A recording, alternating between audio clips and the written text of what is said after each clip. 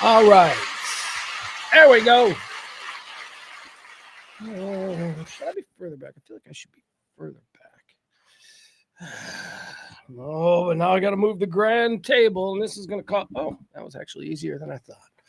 All right. Welcome in, everybody. Center myself. Got my eagle. All right, everything's good. Welcome in, everybody, to the Rant, live every day, around about noon o'clock from the Kelly Moore Memorial Studios in the beautiful E Gallery. I am Pugs Moran. I've been doing this every day, around about this time of day, for 4 years now. Boy, it'll be 4 years in August. That's not a celebratory thing. That is,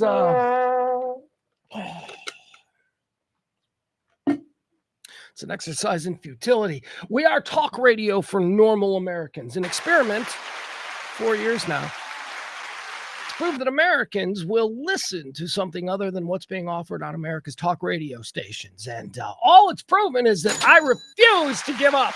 I am stubborn. But welcome. Welcome to the faithful who come every day to hear a kind of talk radio that just doesn't exist anymore. Just a normal guy. Used to do talk radio since 1992. Major markets in this country, Chicago, Dallas. I know what I'm doing. Maybe I'm just not good at it. I think that might be it. This whole time I've convinced myself, well, let's not go down that path. As a depressive, that can only lead to some thoughts that I don't need to be delving in. How are you guys? And I have to tell you, I was sick on Friday. I was sick all weekend, if truth be told. That was weird that I just coughed there. That was almost like phony. But anyway, I got sick, man. Thursday night, I got really sick. I had been, starting on Tuesday, actually, and Wednesday, my voice started to go, and I was complaining a little bit about that. And then at trash trivia, every Tuesday night from the back nine. Then at trash trivia, I had total laryngitis and I couldn't speak. And I'm like, oh, I'm so sorry. My voice is completely shot. And I knew it was leading to something, but hold on. Where's the track? God damn it. Mansplaining. We don't need that. The rant bullshit. Don't need that. Last month's. Don't we have a, I thought we had a, I guess not. Oh, well, I thought we had a trash trivia thing that I could put up. Because that's when I started to feel like, oh, no, there's something going wrong. There we go. And my voice was going. And then on Wednesday's show, I just had no energy. And I'm going to tell you something. I'm going to tell you guys something. And I don't like to lie to you, but this was done because of my own shame. You might remember last week where in the middle of something out of nowhere, I just said, I need to stop the show. Somebody's here with a delivery, blah, blah, blah. It's going to take a minute, blah, blah. Well, that's what I said. The fact of the matter is I was getting really sick, like in that moment, not vomitous sick, but like I was talking and I started to flop sweat and I started to like kind of lose my breath. And I'm like, oh, Jesus, I got to calm down. What the hell is happening here?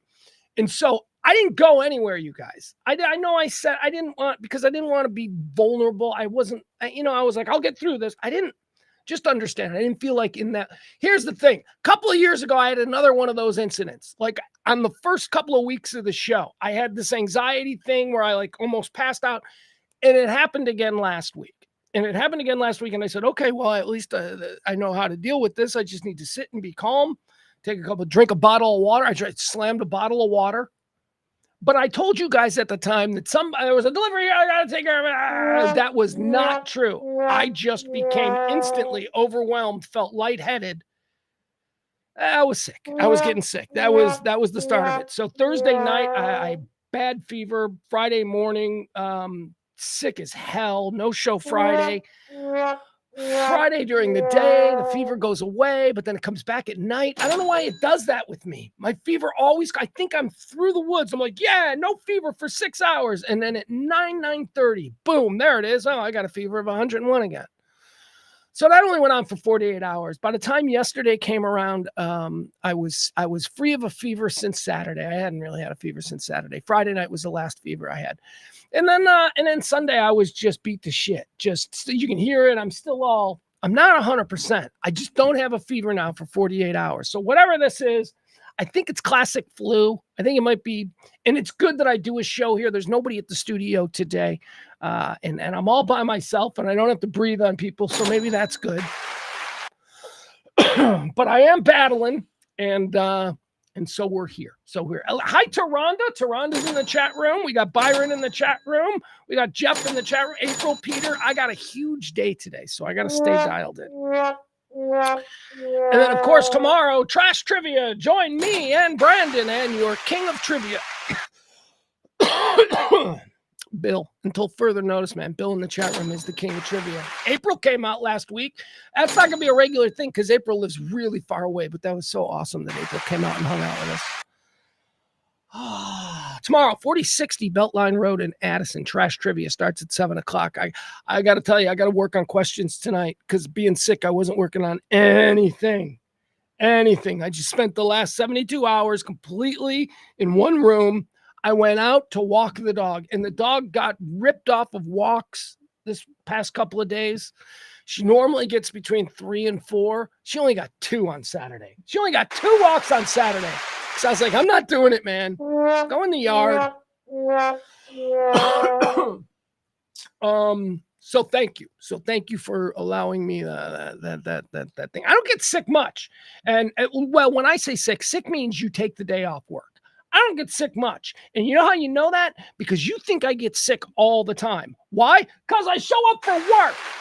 I complain about it. Like I tell you when my seasonal allergies are kicking my ass, and I even let you in on a little bit of depression when it looms, you know? The ever creeping ennui of depression. So I talk a lot about it, but I'm not a hypochondriac, and I'm not sick a lot. Because again, I consider sick, you're in bed, you're not doing anything, you're canceling all plans. That's sick. I can work through it. Because let's be honest, I don't break rocks. I sit in a chair, sweat, and I yell about the world. Let's see. Mikey D is in the chat room. We've got Byron in the chat room. Byron says, I feel so betrayed. What's going on, Byron? Why do you feel so betrayed? What's happening in the chat room? I don't know. It's probably responding to something I said like a month ago, because that's how this works. Now, what did I do when I was sick? Pugs, what'd you do all weekend on this beautiful North Texas weekend? It was gorgeous. I wouldn't know. I didn't go out much. But it was gorgeous. It was like 80s and sunny and just gorgeous. You know what I did? I got myself an attitude adjustment. You guys. So I stayed in bed, and I when I'm sick, I can't watch anything. I can't like pay attention to anything. I can't get into a long story. Although there were a few things that I did binge over my sickness, but for the most part, my weekend was filled with me under the blankets, peeking through the blankets at the TV as my head, I'm just staring at the TV. My whole weekend was filled with YouTube videos. I fell into this YouTube hole, and I'm going to show you some of them a little bit later because it kind of ties into a story. But I watched all of these YouTube videos of failed TV sitcoms from like the 1980s. Oh, so funny. Oh my God. I couldn't stop. And then sometimes I'm like, not paying attention. I'm falling asleep. Better wake up. They're like 2-hour long videos. All the shows that were canceled from the 1983-84 season. I'm like, yes, please. All the shows that were canceled for the 1985-86. Yes, more. And I just all day long, I watched that. Because you don't have to think about it. You're sick. You're just like, oh, that's fun. I remember Scott Baio's failed Blonsky's Beauties from 19. I remember that one. Oh my God. Patrick Swayze and Gina Davis had a show together before they were famous, when they were like nobodies. Yeah, it was cool. It was fun, even though I was sick. But the other thing that I watched this weekend was just something I needed. Just something I think we all need. And I want to talk about this show. I've mentioned this show before. I don't talk about this show a lot because I think a lot of people, they think this show is something different than what it is. I know I did. I did for a long time. And then I ended up watching a clip on YouTube, and I was like, I gotta watch more of this show. Well, I guess it's back for a new season. And if I'm being honest with you, I'd only watched in total a few episodes before going about championing it as the greatest show ever. This is the most wonderful thing. I mean, I forced my kid to watch it. We love it. We laugh, we cry. Oh, it's gorgeous. Well, a new season is back on Netflix. So in my sickness, I was like, oh, I need this. I need this mainlined into my sick bones right now. So I decided I would go back and I'd watch from the beginning of season 1, episode 1. Dude, the first season, I ripped through the first season in like 3 hours. It's only 6 episodes and they're like 30 minutes each. I ripped through the first season in like 6 hours. And I got to tell you, it was the attitude adjustment that I needed. What am I talking about? What show's he talking about? What news show? It's a reality show. And I don't watch reality shows. I don't watch them. I don't watch them. You know what I'll watch? I'll watch a competition show. I'll watch a competition show. The NCAA tournament, that's a competition show. That's reality TV. I'll watch that. And if I'm being fair, I'll also watch American Idol. If it gets I haven't watched it in years, but I used to because I saw it as a horse race. You can watch it from the beginning and you can pick your horse and you root for that's, I'm now invested. So I like those kinds of reality shows. What I don't love is, my 500-pound life. I don't like these exploitative bullshit shows that are just showing ostensibly normal Americans what someone who lives an extreme lifestyle is like. I find it to be very off-putting and oftentimes, exploitative and just like, ugh, like Honey Boo Boo. Like, let's not kid ourselves about Honey Boo Boo. Honey Boo Boo was a network going, hey, middle-class Americans with good credit who watch commercials and buy shit. You guys want to see how trashy people live? That's what Honey Boo Boo was. Let's stop it. Same with Duck Dynasty. Hey, you guys want to see some crazy inbred hillbillies? We're going to put them on TV for you. So I'm off on all of that shit, right? Which is why my love for this show is so insane. Netflix, I guess there's a new season now of Love on the Spectrum. Love on the Spectrum! I binge watched all of them all weekend long. I'm like, love on the fucking spectrum, you guys. It's about people with autism. It's about people with autism who are trying to date, who are out in the world, and they're dating each other. And they're the most incredible people. And I'll tell you what I really do love about this show. It's not exploitative at all. In fact, it's the opposite. And the reason that I resisted the entire notion was, let me be honest, let me be blunt with you as a guy in a bar with a drink. Yeah, I don't think it's cool that we're all supposed to watch retards make out, right? That would have been like the entry-level stupid. I don't know what autism is. I understand the spectrum. It's all very complicated, but I'll tell you, man, you watch this and you start to understand. And you start to see something that I've long suspected about people with autism. They're not behind us. They're ahead of us. They are on to the next fucking play. The petty disagreements, the little fucking bitter jealousies and all that shit that we supposed perfectly evolved modern humans have. These people have none of that. These people have none of that garbage. If you've ever seen Love on the Spectrum, if you just give the first episode a couple of minutes, you're going to binge it. You're going to be like, oh, I need to know more. And the way they end each episode, well, not every episode, but the way a lot of episodes end is with something really awkward happening on a date that we've been preparing for this entire episode. And then something weird happens on the date. And then they say, next on Love on the Spectrum. And I'm like, fuck you. No, I got to see how she responded to him saying that about raccoons. It's the greatest.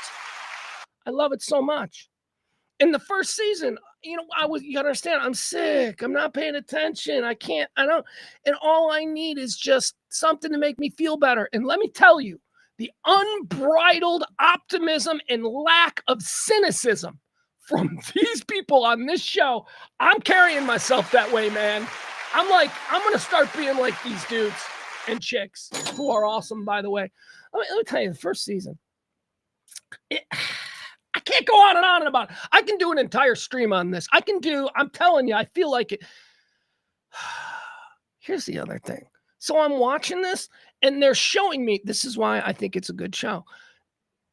I'm being informed. I'm being educated about this. I'm being educated about what the spectrum actually is, right? Like you got the Indian dude, Mahmood or something. I don't know. He's lovely, but he is severely autistic.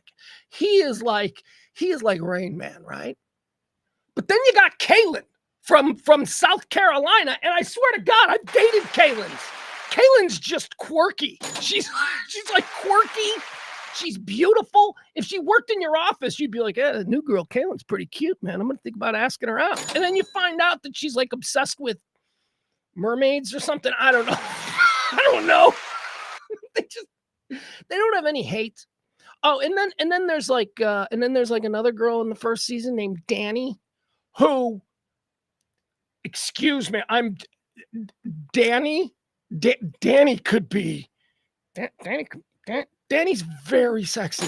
Dani has a very banging body. She's pretty, and she's like, she's got style. She's got crazy, wild, quirky, autistic girl style. But she's really smart. She's like Elon Musk smart. She started her own animation company at 14 years old. Can't live on her own. She lives with her aunt.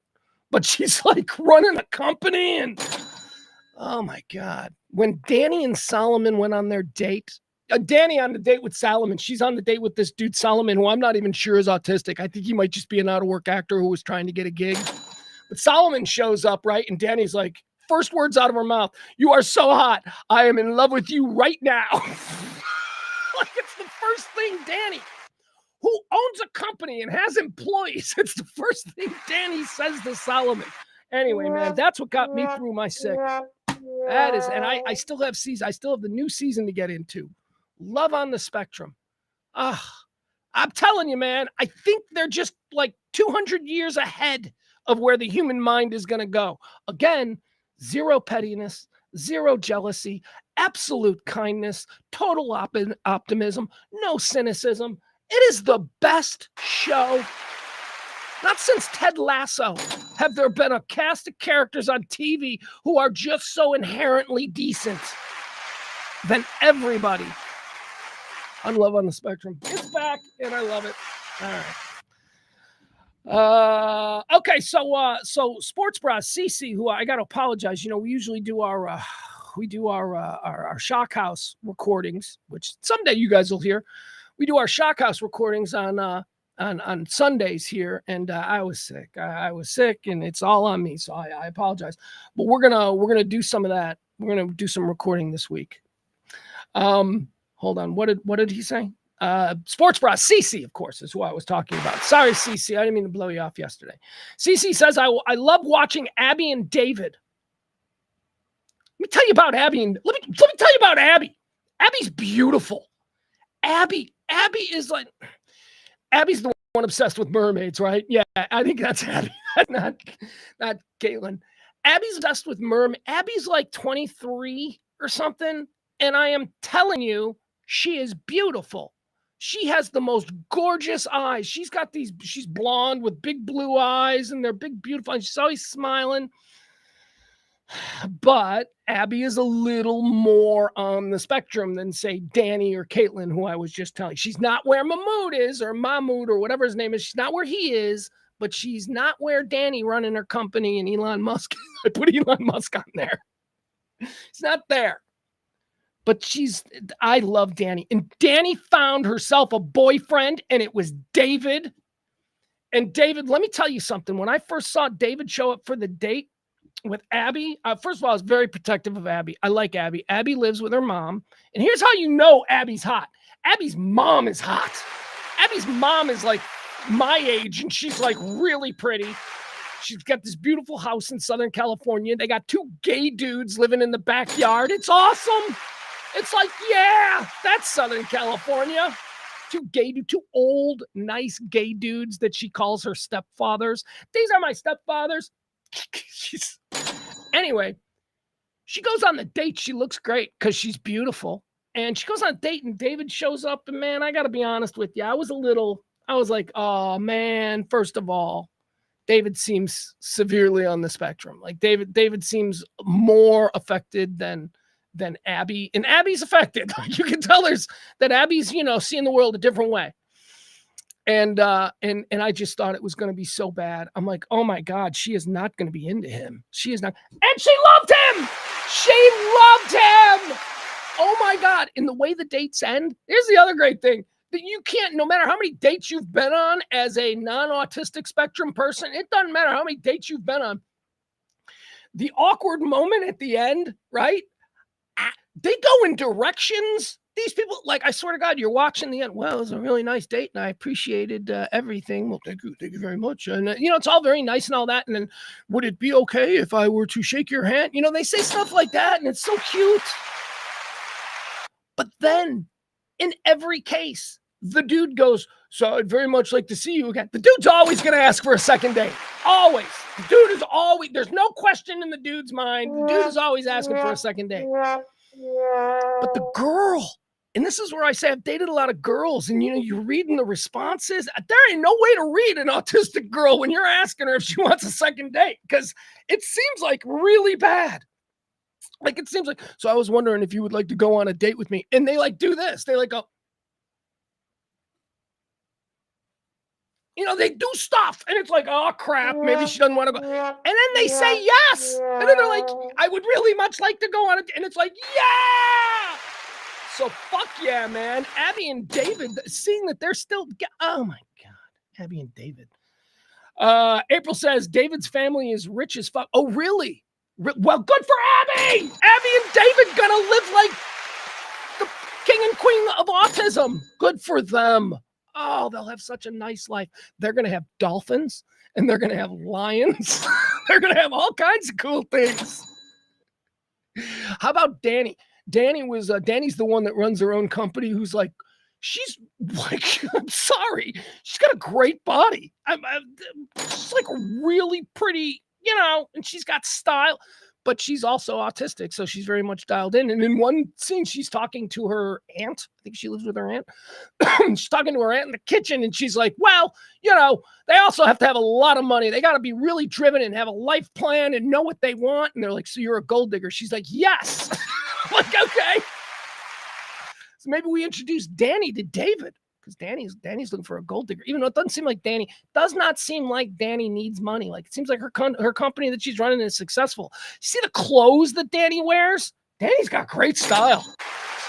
Leather jackets and chains, and Danny's cool. I can talk about this all day, man. I'm sorry. I know that this is probably not something that people who've never seen Love on the Spectrum is interested in, but man, it got me through my sick, and it put me in a really good mood. It made me want to come in here and just be optimistic and no cynicism and all of that stuff. April, April nails it. Love on the Spectrum is so good and pure.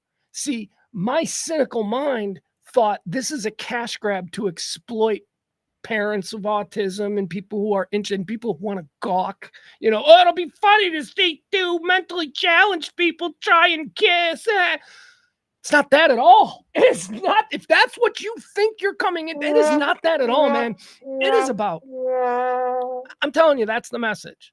The message is, you think there's something wrong with these people, but they are on a different place, and they are better human beings than we are, because they are absent all of the bullshit that makes our lives miserable.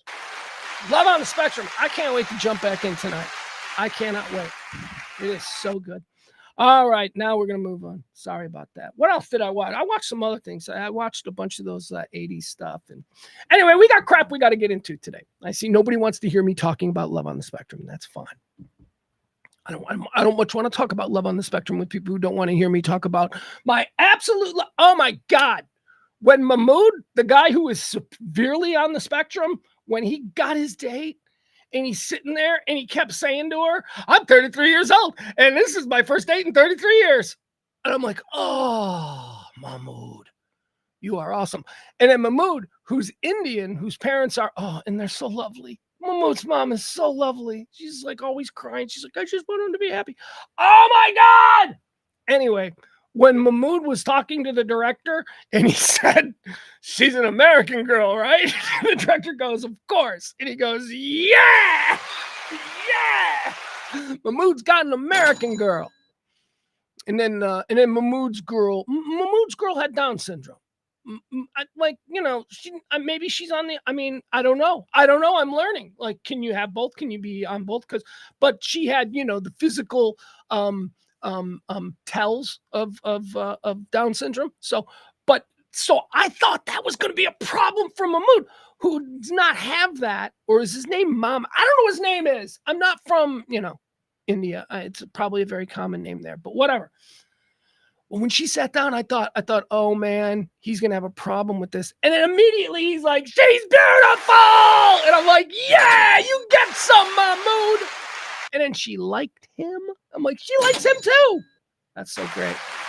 So great. God, I'm still talking about it. Oh, and I haven't even told you about when Danny broke up with Solomon for no good reason. That's right. These autistic people, they're just like us. The chicks are crazy as fuck. She just broke Solomon's heart for no good reason. Solomon is like the most pure, decent, kindly. You know, Danny's the one who runs the company and wants a dude to have a life plan.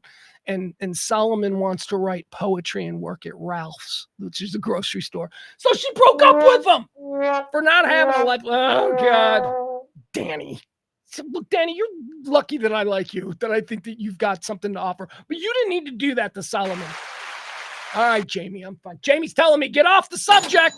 Get off the subject. I also rewatched The Offer.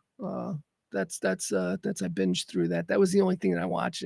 But I started last week, so I started when I wasn't sick. The Offer is the miniseries from a couple of years ago about the making of The Godfather.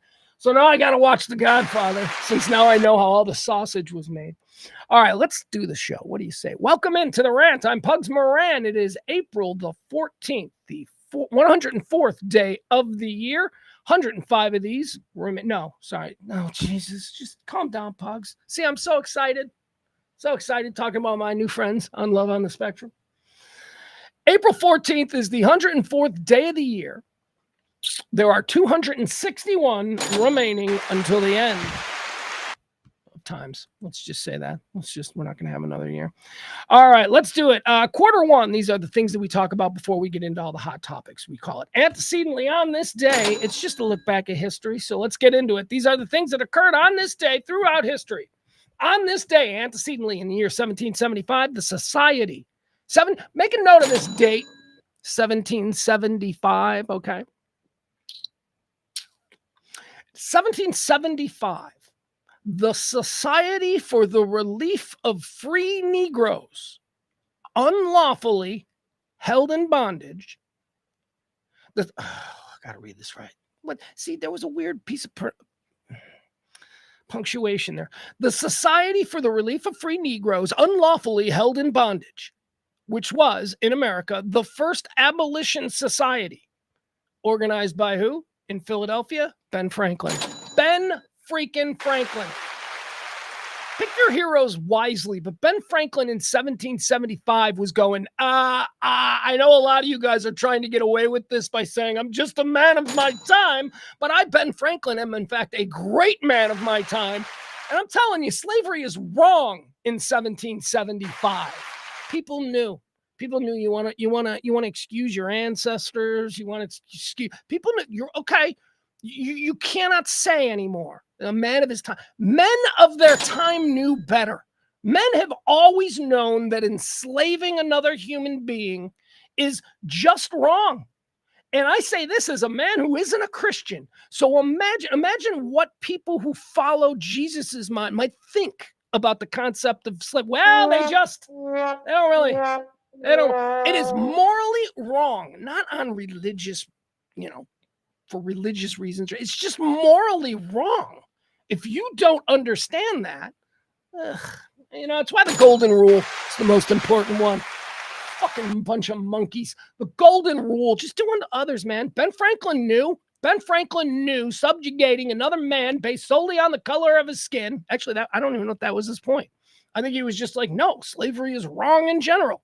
1775. Your great-great-grandpa Jebediah, who owned that plantation in Alabama, he knew. He was just a morally corrupt dude who somehow, because of economic reasons, decided that it was okay to treat another person like they're fucking cattle. All right. And he knew. So stop it. Got a lot of texts. Well, we used to own plantation. Yeah. Well, it wasn't like that, Pugs. No, it was like that. It was like that. Fucking don't make excuses for your asshole slaveholder ancestors. They were bad people. Ugh. I don't make excuses for my ancestors who were blowing up police stations in Ireland. They were doing what they wanted to do. They were men of principle. Were they murderers and terrorists? Well, from another perspective, yeah. From our perspective, no. So own it, man. Own your history. Don't excuse it. He was just a man of his time. Antecedently on this date, in the year 1865, U.S. President Abraham Lincoln is shot in Ford's Theater by John Wilkes Booth. Lincoln died. Lincoln was shot today. What is the play he was seeing? That's the question. Oh, come on out to trivia tomorrow. If that trivia question was asked of me right now, what play was Lincoln seeing? I would say My American Cousin. I think that's the play that was being performed at the Ford Theater. But I don't know that. And if you come out tomorrow to trivia, 4060 Beltline Road, I'm going to ask that question. What play was being performed when Lincoln was shot? I'll ask that question, and I'm not saying that My American Cousin is the answer. I'm just saying that's what I think it is now. I'll have the actual answer tomorrow. All right, let's see here. What else do we have? On this day in 1894, the first ever commercial motion picture house opens in New York City. Uses 10 kaleidoscope devices for peep show viewing of films. Now, I don't know this to be true. But of course, when we hear the term peep show, we think of a totally different, I think. No, is there only a peep show is nudie stuff, right? Was the very first movie theater a jerk off spot? I mean, I think it might be. I think it might be when you look at the first things that were popular and successful and moneymakers on the internet. What were they? Porn. So, yeah, maybe. On this day, the first jerk spot opened. Actually, the first ever motion picture house opens in New York City. It uses 10 kinescopes for peep show viewing of films. And again, I don't know if that's the same connotation as peep show we use today, but probably is all. I'm just saying probably.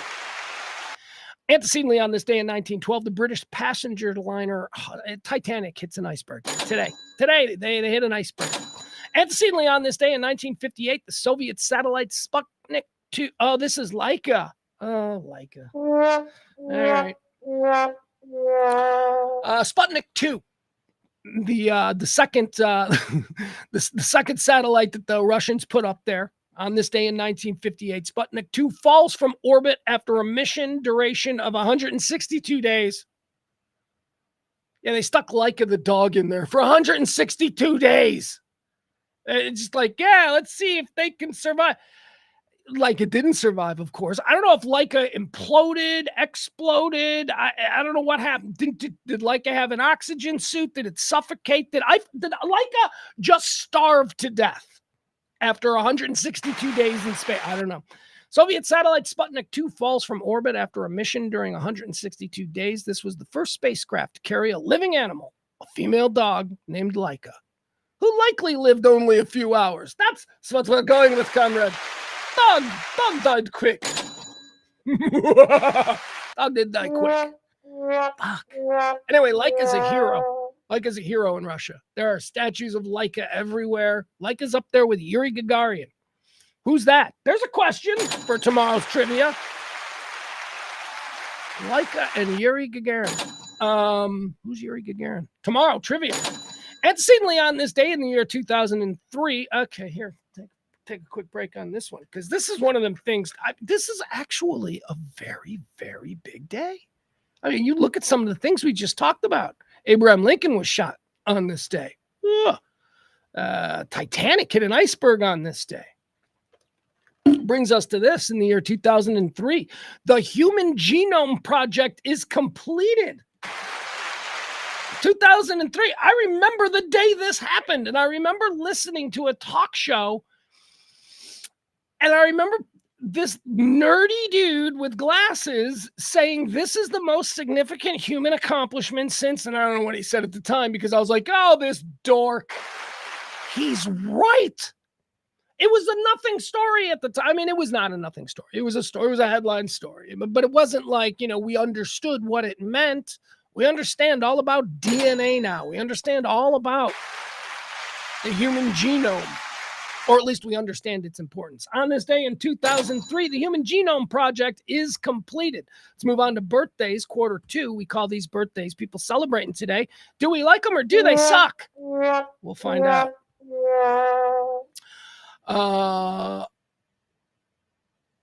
Yeah, I don't know, guys. I'll find out. Adam says our American cousin, and Jeff says my American cousin. I don't know. What did I say? It's something like that. It's something like that.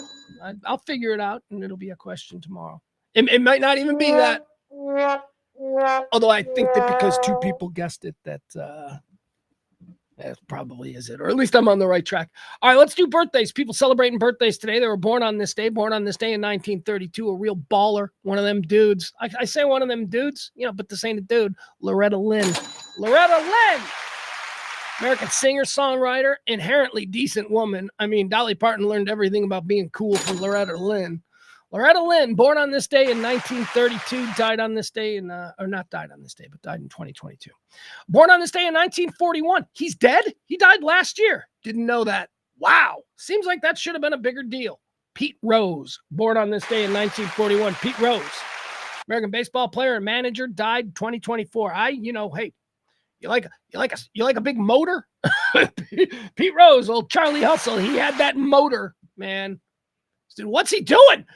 He taking third? He's never gonna steal third. And old Charlie Hustle with his Mo from the Three Stooges haircut out there, ripping coffin nails and asking guys in the stands, hey, what's the line on the Yankees game tonight?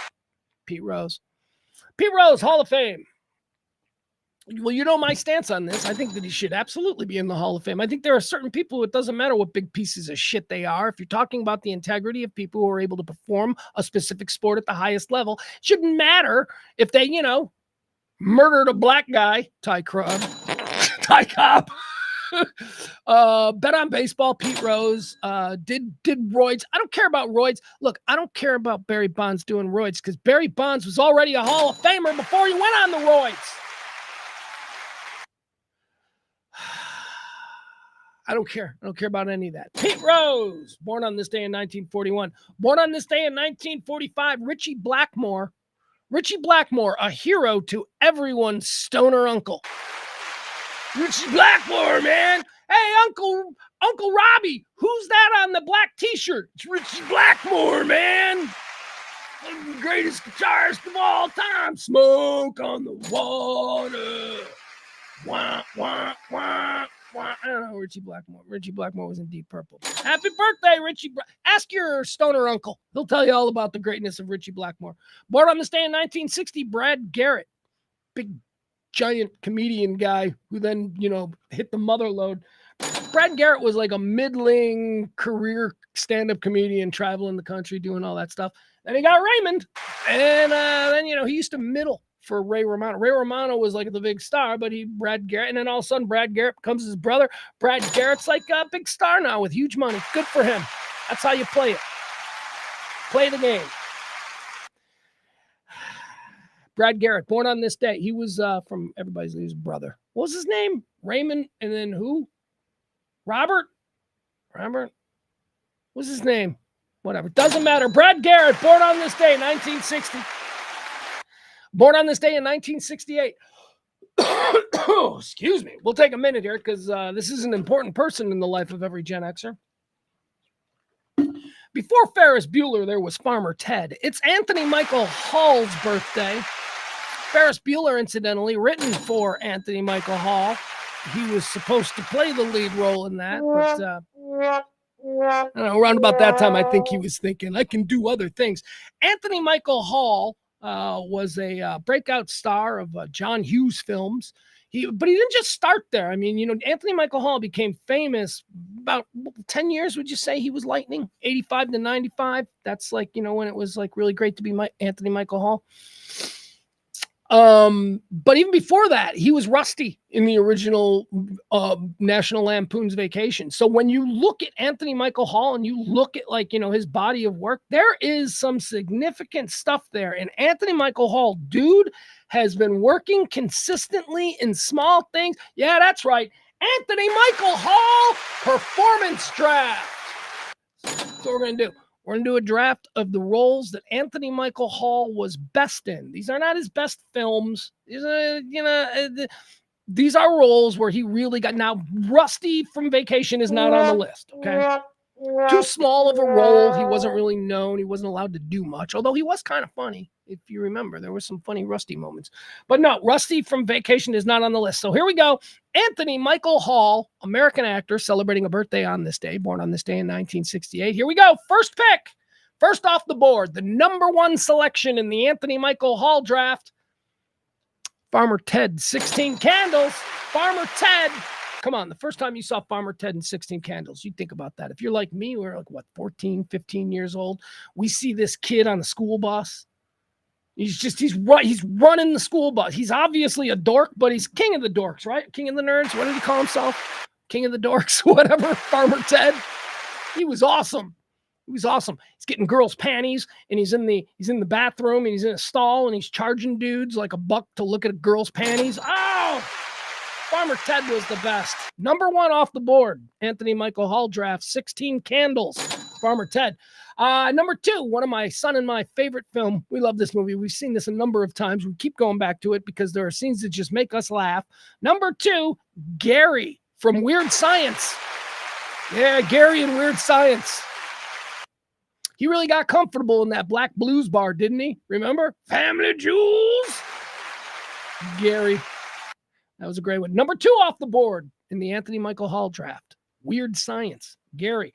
Number three, had to do this one. Brian R. Johnson. Got a fake ID so he can vote. Breakfast Club.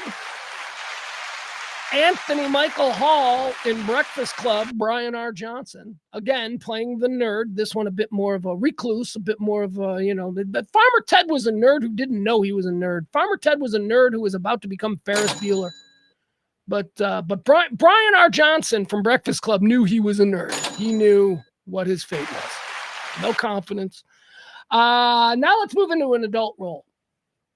I tell people this all the time whenever the subject of Anthony Michael Hall comes up. I always go, you ever seen? And I mentioned this movie because most people, even when they've seen the movie, they don't realize that it was Anthony Michael Hall, Farmer Ted from 16 Candles, Brian R. Johnson from Breakfast Club. People don't realize it was him. Have you ever seen the Netflix film War Machine? Oh, it's so good. It is the story of the General Petraeus scandal and how Petraeus was taken down after a Rolling Stone reporter followed his group in Afghanistan and started talking to people and taking notes and all that stuff. Anyway, it's a really interesting film. It stars Brad Pitt. Brad Pitt is General Petraeus. It's a good movie. It's an interesting movie if you like movies based on, shit that we lived through.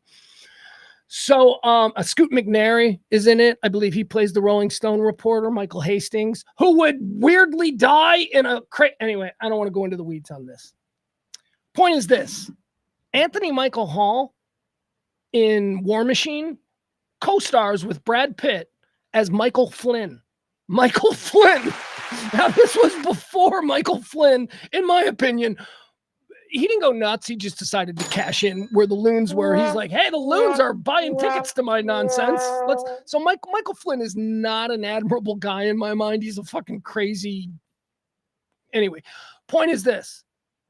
Anthony Michael Hall plays Michael Flynn. It is so awesome. Now, he doesn't have Michael Flynn's name because when they were making the movie, they were afraid that Michael Flynn might. So they changed the name, but it's Michael Flynn. It's based. Michael Flynn was Petraeus's, second in command. It's, anyway, it's very good. Number 4 in the Anthony Michael Hall draft, a Netflix film from a few years back called War Machine. He plays Michael Flynn. Number 5. Here's the last one. The last one we'll do here in the top 5. Anthony Michael Hall career best performance draft. Number 5, Johnny Walker. Johnny Be Good. Still one of my favorite football movies. Johnny Be Good. Do you remember how freaked out we were when Anthony Michael Hall played Johnny Walker? Anthony Michael Hall was Farmer Ted. Anthony Michael Hall was Brian R. Johnson. Anthony Michael Hall was Gary from Weird Science. All of a sudden, you're telling me he's going to play the number 1 ranked high school quarterback in America? Anthony Michael Hall. And then Anthony Michael Hall shows up on screen as Johnny Walker, all jacked and ripped. And you're like, holy shit. What did Anthony Michael Hall do? Steroids is what he did. That's what steroids will do. Yeah, you look great. That's a good movie. I like Johnny B. Good. All right, a couple of other great performances, or great films anyway, if you want to get to know the body of work provided by Anthony Michael Hall. A couple of, like we say, non-drafted camp invites here. Edward Scissorhands. Yeah. Do you remember that Anthony Michael Hall had a significant role in Edward Scissorhands as Winona Ryder's boyfriend? Yeah, he was a dick. Pirates of Silicon Valley. Now, this is a good one. This is from 1991. Pirates of Silicon Valley was a made-for-cable movie. I don't know if it was HBO or Showtime or something like this, but it was back in the time when those movies had some credibility to them and a little bit of pedigree. Pirates of Silicon Valley is a great story about how Silicon Valley rose, in that Anthony Michael Hall plays Bill Gates. Like a really good Bill Gates. Like, oh my God. And then, of course, if you're a baseball fan like me, 61, the HBO film 61, about the battle between Roger Maris and Mickey Mantle, two teammates on the same team. They were both going for the same home run record. And in 61, of course, Anthony Michael Hall plays Whitey Ford. Whitey Ford, the star pitcher on the team, who was friends with both of them. Whitey Ford. There you go. Anthony Michael Hall, born on this day in 1968. That's your Anthony Michael Hall draft. Born on this day in 1973, one of my favorite actors working today. Although The Brutalist was, well, quite frankly, brutal to try and sit through. I still love that he won. Happy birthday. Adrian Brody. Adrian Brody. The Brutalist was terrible, but he was good. You know, I'm like, oh, okay, this is like one of them performances they give an award to, but I can't fucking watch it. So... Adrian Brody just won the best actor, right? Adrian Brody draft. All right, I'll give it to you because I've been on the Adrian Brody train for a long time. I know we just did Anthony Michael Hall. Here we go. First pick in the Adrian Brody draft, Summer of Sam. Scorsese. Or wait, is that Scorsese? Summer of Sam, Scorsese or Spike Lee? Whatever. He plays a punk rocker in Brooklyn when, the son of Sam was killing people. That's number one. Number two. And these are Adrian Brody performances, because this dude doesn't just do big movie. He just finds good roles and he does them. His season 2, I think, his season 2 story arc as the villain on Peaky Blinders. Adrian Brody as the Italian gangster who comes over from America to put an end to these Peaky Blinders. Oh, he was so good. Number 3 in the Adrian Brody draft, Cadillac Records. Played Leonard Chess, story of how Cadillac Records, which we've talked about here, it's a blues label, probably one of the most important rhythm and blues and soul labels. Stax, we'll give Stax soul. We'll give, but also Chess. He played Leonard Chess in Cadillac Records, which is a really good movie. Cadillac Records, if you love movies about real history, like that takes a place in a time, a situation that occurred that you've heard stories of, and then it dramatically portrays it. That's what Cadillac Records is. It's so good. So good. Terrence Howard, I think, is also in that. Anyway, that's a great, great film that nobody sees that's really interesting. Cadillac Records. Number 3. Number 4 favorite Adrian Brody performance, just from a couple of years ago, Pat Riley on Winning Time. Yeah, Winning Time, the story, the HBO series about the Lakers, where Adrian Brody plays Pat Riley. And when it was first, when I first saw it, I was like, I don't know about this. But then I'm like, holy shit, there we go. Adrian Brody, good actor. He's got me buying that he's Pat Riley. And then my last one, we're going to do the final one here in the current Best Actor in America. Adrian Brody just won the Oscar. The final one, the 5th one, is a movie that nobody's seen, but it's such a good movie, and it is one of my favorite movies. It is called Midnight in Paris. He plays Salvador Dali. It stars Owen Wilson as a guy who is getting engaged. Who's he getting engaged to? That chick from The Notebook, I think. Anyway, he goes to Paris. They're engaged. He goes to Paris to meet her family. And he goes out for a walk in the middle of the night, Owen Wilson, in the streets of Paris. And somehow he steps through a time warp where he is suddenly in 1920s Paris. And he's hanging out with, Salvador Dali and Man Ray and, Hemingway. It's really interesting. It's really interesting. Midnight in Paris, man. Nobody ever saw that movie. although it's got great reviews. But it's so good. It is such an interesting movie. There you have it. Adrian Brody, born on this day in 1973. Happy birthday. Isn't this weird? Isn't this weird? Because also born on this day, 3 years later, is Adrian Brody's, I don't know if it's his wife or what, Georgina Chapman, who is so hot. Georgina Chapman, born on this day in 1976. She is the woman who raised some eyebrows. Look at her. She is so beautiful. Georgina Chapman is so beautiful. All right, she raised a bunch of eyebrows at the Oscars when Adrian Brody won. They were in the front row. They won. He runs up on stage and then he stops in the middle of the steps and turns around and takes his gum out of his mouth. She comes out of the front row and grabs his gum. It was like a boyfriend, girlfriend. It was understandable, but people were like, why is she grabbing his gum? I didn't have a problem with her grabbing his gum. I have a problem with her being allowed in Hollywood. She's the wife of Harvey Weinstein. She's Harvey Weinstein's wife. We all just act like she had nothing. Oh, she didn't know. Yes, she did, because everybody in Hollywood knew. Harvey Weinstein was an asshole. A well-documented jerk-off prick, vindictive son of a bitch who used his power to destroy people's lives. He had done that for decades, and she married the fat fuck. She married him. He gets busted for rape, goes to jail, big disgrace. And then she's allowed to, like, a couple of years later, be there in the front row of the Oscars with her new man. Adrian, I don't know, man. It's just... Let me tell you something. That's cynicism. That is someone, that sounds like someone who didn't spend 5 hours watching autistic people try and make out. I am telling you, I want to be more optimistic. So good for her. Happy birthday, Georgina Chapman. She is so gorgeous. She's not only gorgeous, but she also has a British accent. So she looks like that with a fancy hot girl accent. Oh, look at her. There she is. Harvey Weinstein was getting that. Ugh.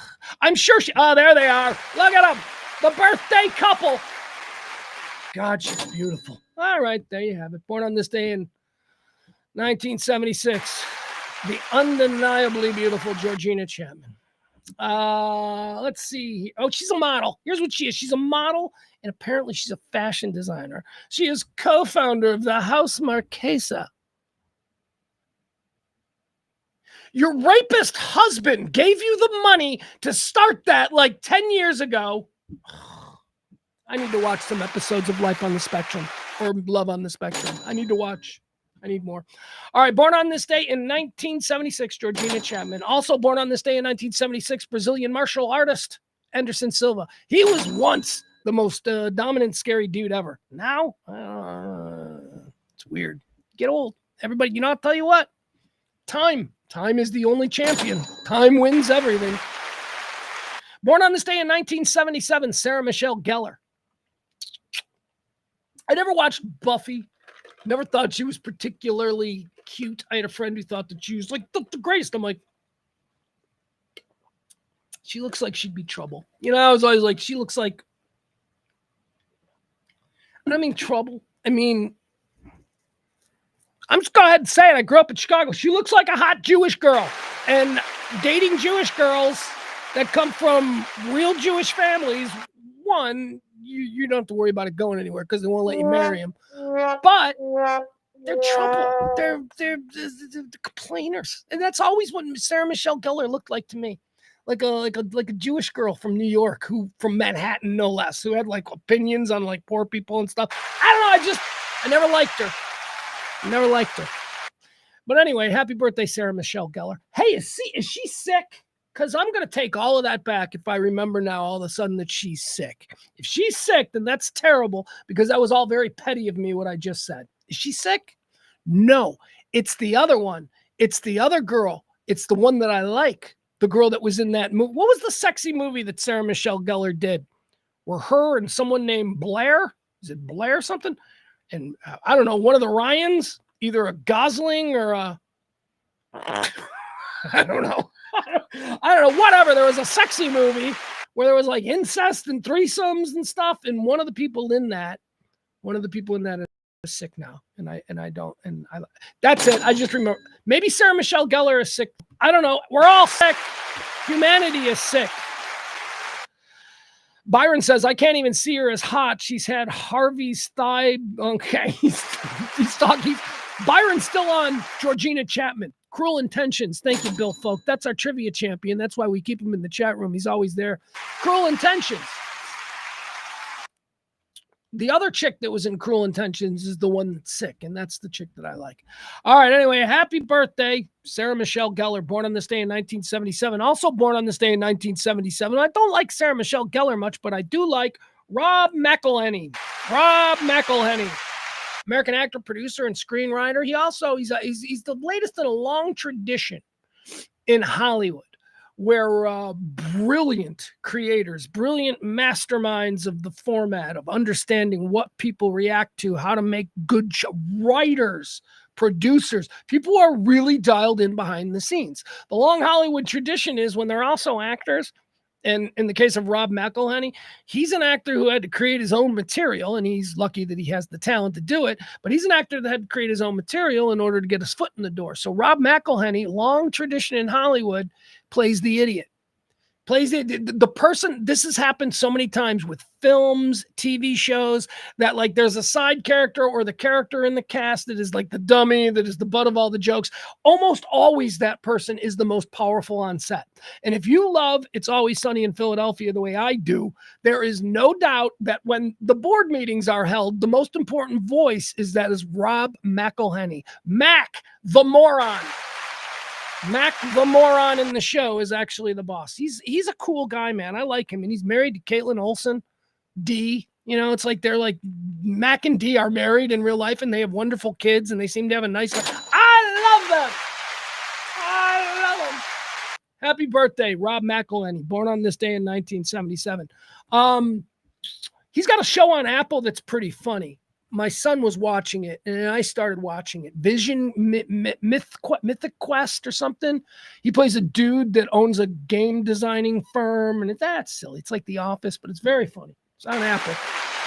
Nobody watches anything on Apple. All right, born on this day in 1995. Happy birthday to a guy I got no beef with, Baker Mayfield.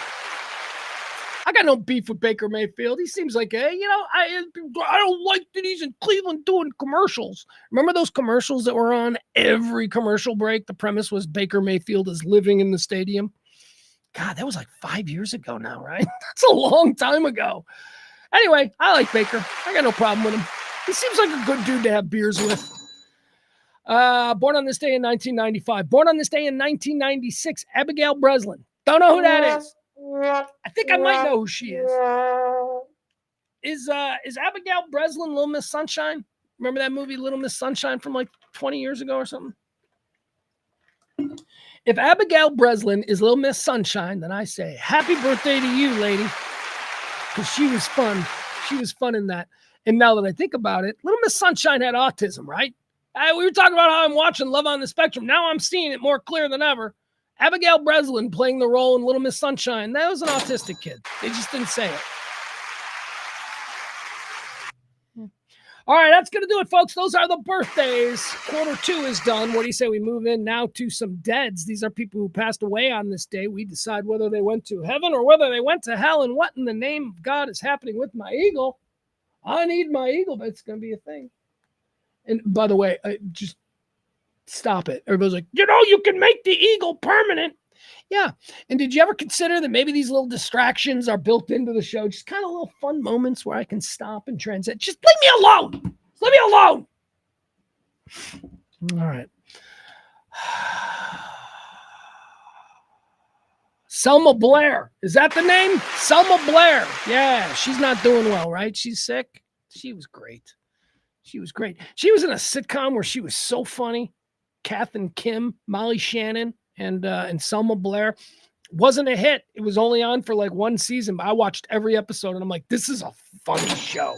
Molly Shannon and Selma Blair. Also, Michael Higgins, the guy, you guys don't know who Michael Clark Higgins. He was in it too. He was very funny.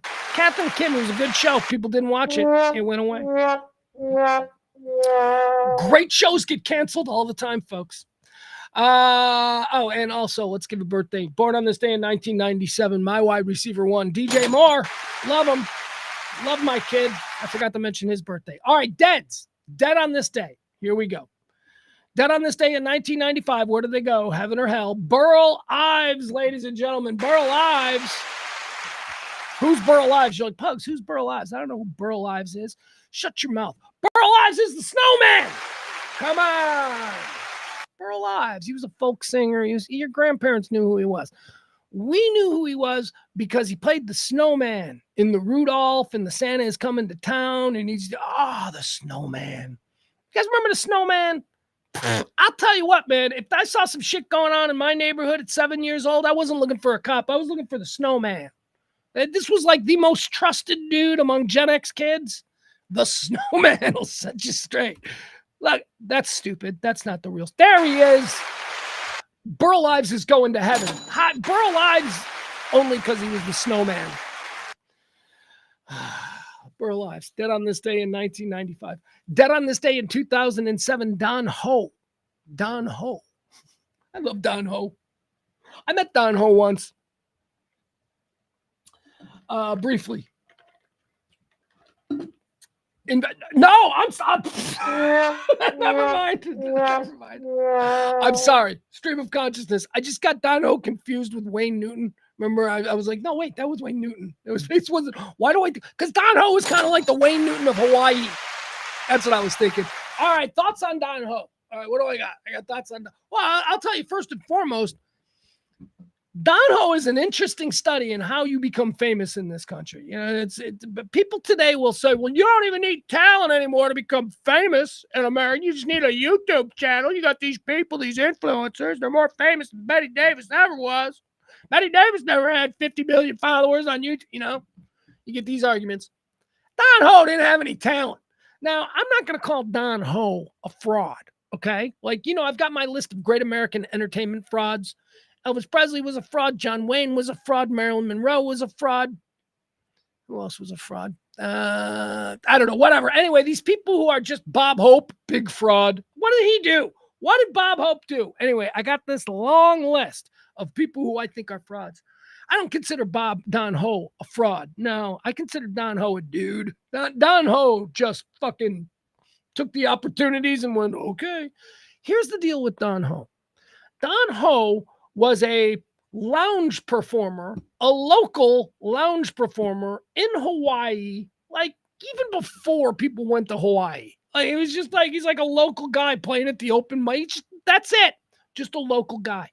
But you see, in the 1960s, air travel got to a point where going to Hawaii, especially from the West Coast of America, became something that was kind of doable and very exotic. And if you were the very few, the privileged few, who in 1965, 66, 67 could fly to Hawaii, you know, you were of the important people, right? That was a very, very cool and rare vacation for people. So the people who tended to go to Hawaii in the early days of going to Hawaii were celebrities and studio executives and, you know, agents and all of these kinds of people.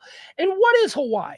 Hawaii is a vacation destination. In 1965, 1966, nobody was going to Hawaii on business. If you were going to Hawaii, it was because you needed to unplug for, you know, and you ran a studio or whatever. So here's what happened with Don Ho. Don Ho was just a lounge performer. Tiny bubble, you know, just not even particularly good, not a great voice. But he came to represent Hawaii. And you get a guy, you get like a studio head or some super powerful guy. He's got like 5 Mai Tais in him. He's like got pina coladas going. He's surrounded by beautiful women. He's in Hawaii. He's not worrying at all about some bullshit on set of the new Steve McQueen movie. No, he's in Hawaii. This is how you live. I gotta tell you, this guy on stage, he's like the greatest thing I ever saw. That's how fucking Don Ho became famous. It wasn't the greatest thing. What he did was he got an opportunity to basically do a showcase in front of the most powerful people in Hollywood who were drunk and in a really good fucking mood. And those people went back and went, I gotta tell you, I saw this guy. I saw this Chinaman. He's up on stage and he's doing the tiny bubbles. He's like Japanese Elvis. He was never anything special. He just came to embody Hawaii at a moment when Hawaii was seen to be extremely exotic. All right, so there you go. That's my take on Don Ho. He's dead. Let's put him in heaven because he rode the lightning. What's he supposed to do? Go, no, I'm not going to go on the Tonight Show. You got to remember, he wasn't anybody who was famous. He was somebody who was made famous. He was only known as a performer to 1,000 people a year who saw him. But then, because a lot of executives and agents and celebrities, they had a really good time while seeing his extremely mediocre show that they went back and went, he's incredible. You got to go see Don Ho. And he became a thing. He rode the lightning. Good for him. Putting him in heaven. Don Ho, dead on this day in 2007. He went to heaven. All right, here we go. Now this one isn't hard. Actually, it's complicated because I don't know anything about this man's life, and quite frankly, there could be all kinds of terrible, terrible things that he did.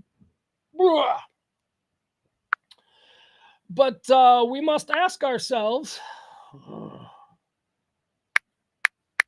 Ow, ow. Here we go. All right.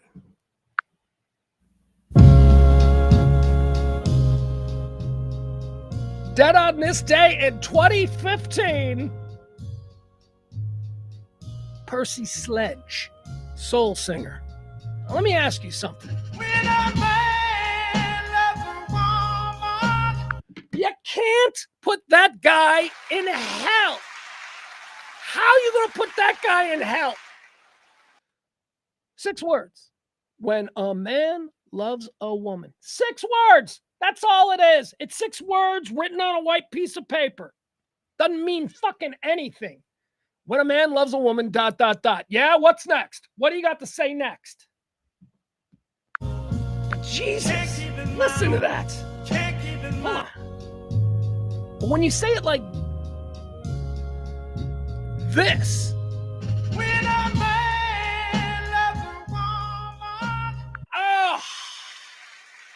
that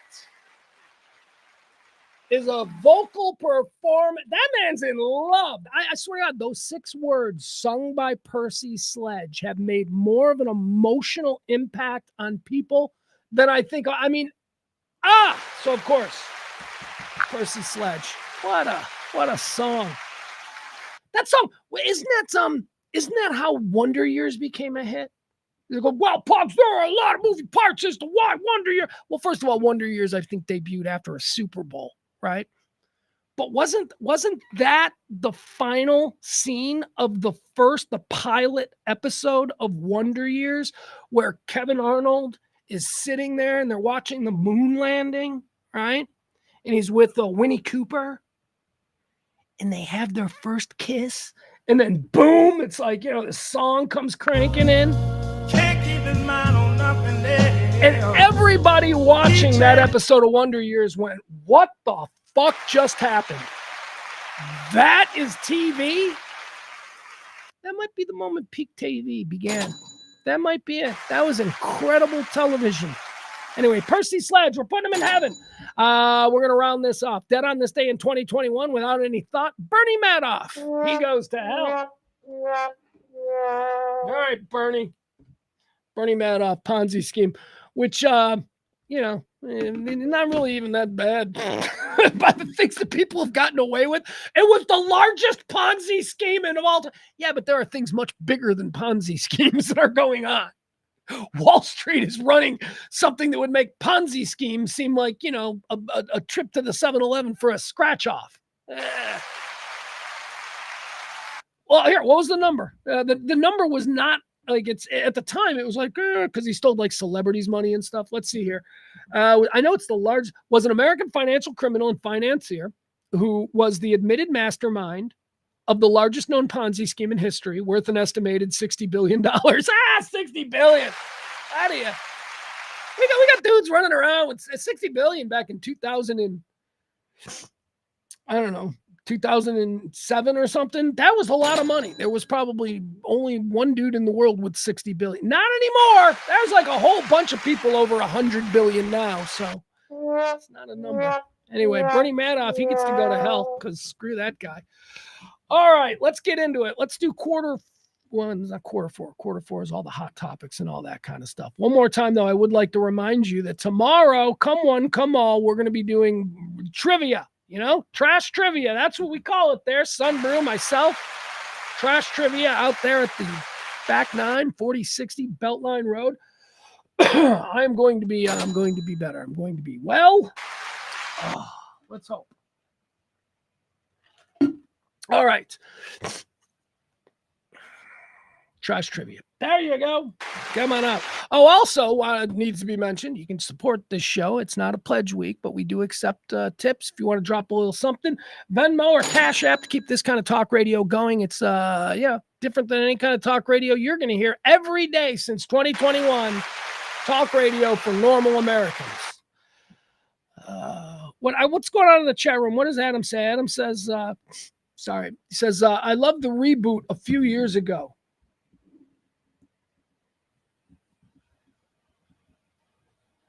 So there was a reboot of the Wonder Years a few years ago. I'm glad you liked it. I'm glad it was good. I think that got past me. I don't know. I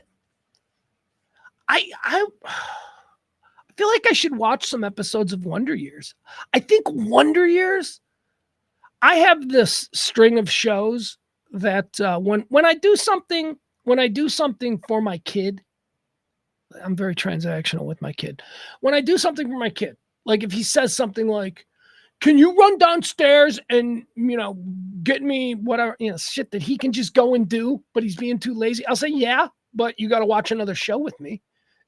And in the moment, he's like, so what I've been doing over the years is like, I make my kid watch one-off episodes of shows, great shows, just to get his completely unvarnished. We've done it with Seinfeld. We've done it with shows that he's become massive fans with. Arrested Development. We did it with All in the Family. We did it with Good Times. Just shows I wanted to show him comedy from different eras. And I want to say, does this appeal to you in any way, shape, or form? I should do that with Wonder Years. I'm thinking it's the pilot episode that I should let him watch the way the rest of the world was introduced to the Wonder Years, because that might be the greatest pilot episode of all time. That was the perfect storm for making a hit show. The Super Bowl is your lead-in? Oh, so let me get this straight. So you're going to have the largest lead-in audience that any show is going to have all year. You're going to have more people on your doorstep waiting to watch your first step, and then they deliver like that. They deliver greatness. That is just greatness. Let's see here. Wonder Years was Some Enchanted Evening by The Temptation. No, I think it's Percy Sledge. Hold on, let's see. Hold on. It's not like YouTube doesn't exist.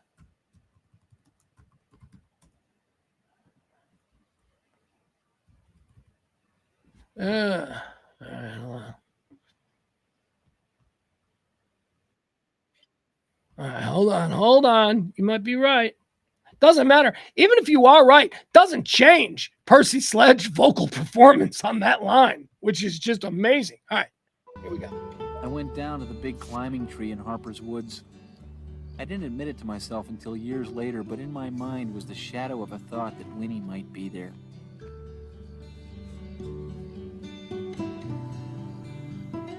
She was sort of hugging herself and rocking slowly back and forth. There was a bit of a chill in the air, and she didn't have a sweater. For a minute, I was scared to approach her.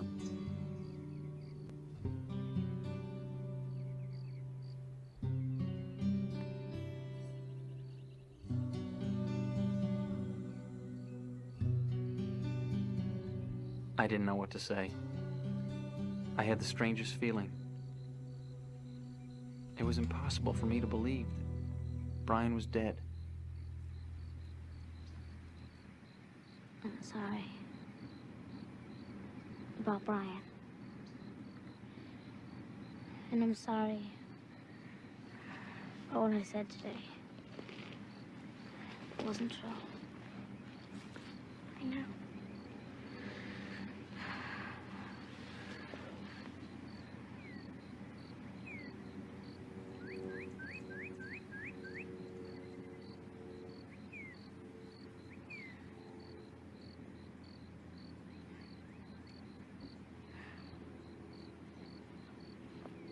Can I just interrupt here for a second? I understand this is masterful television work, but not a good time to make your move, Kevin.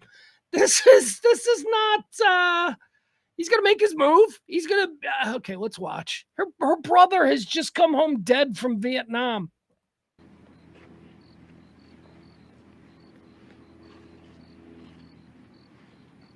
All right. That's an.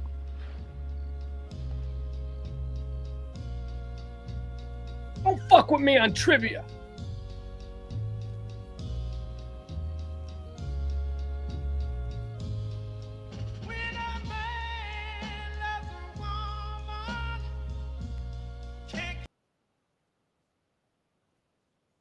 Come on, you people.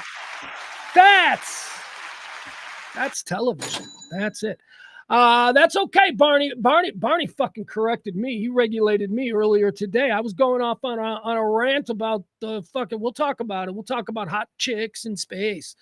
I was going off on a rant on that, and I was calling it, Sonny and Butch, our two stranded astronauts. I was saying, well, that was the last time I've looked. He corrected me. He regulated me. He's like, dude, you are wrong, space dork. That was the Boeing Starliner. That wasn't Blue Origin. He's absolutely right. So we are 1 for 1. All right, Barney? We are 1 to 1.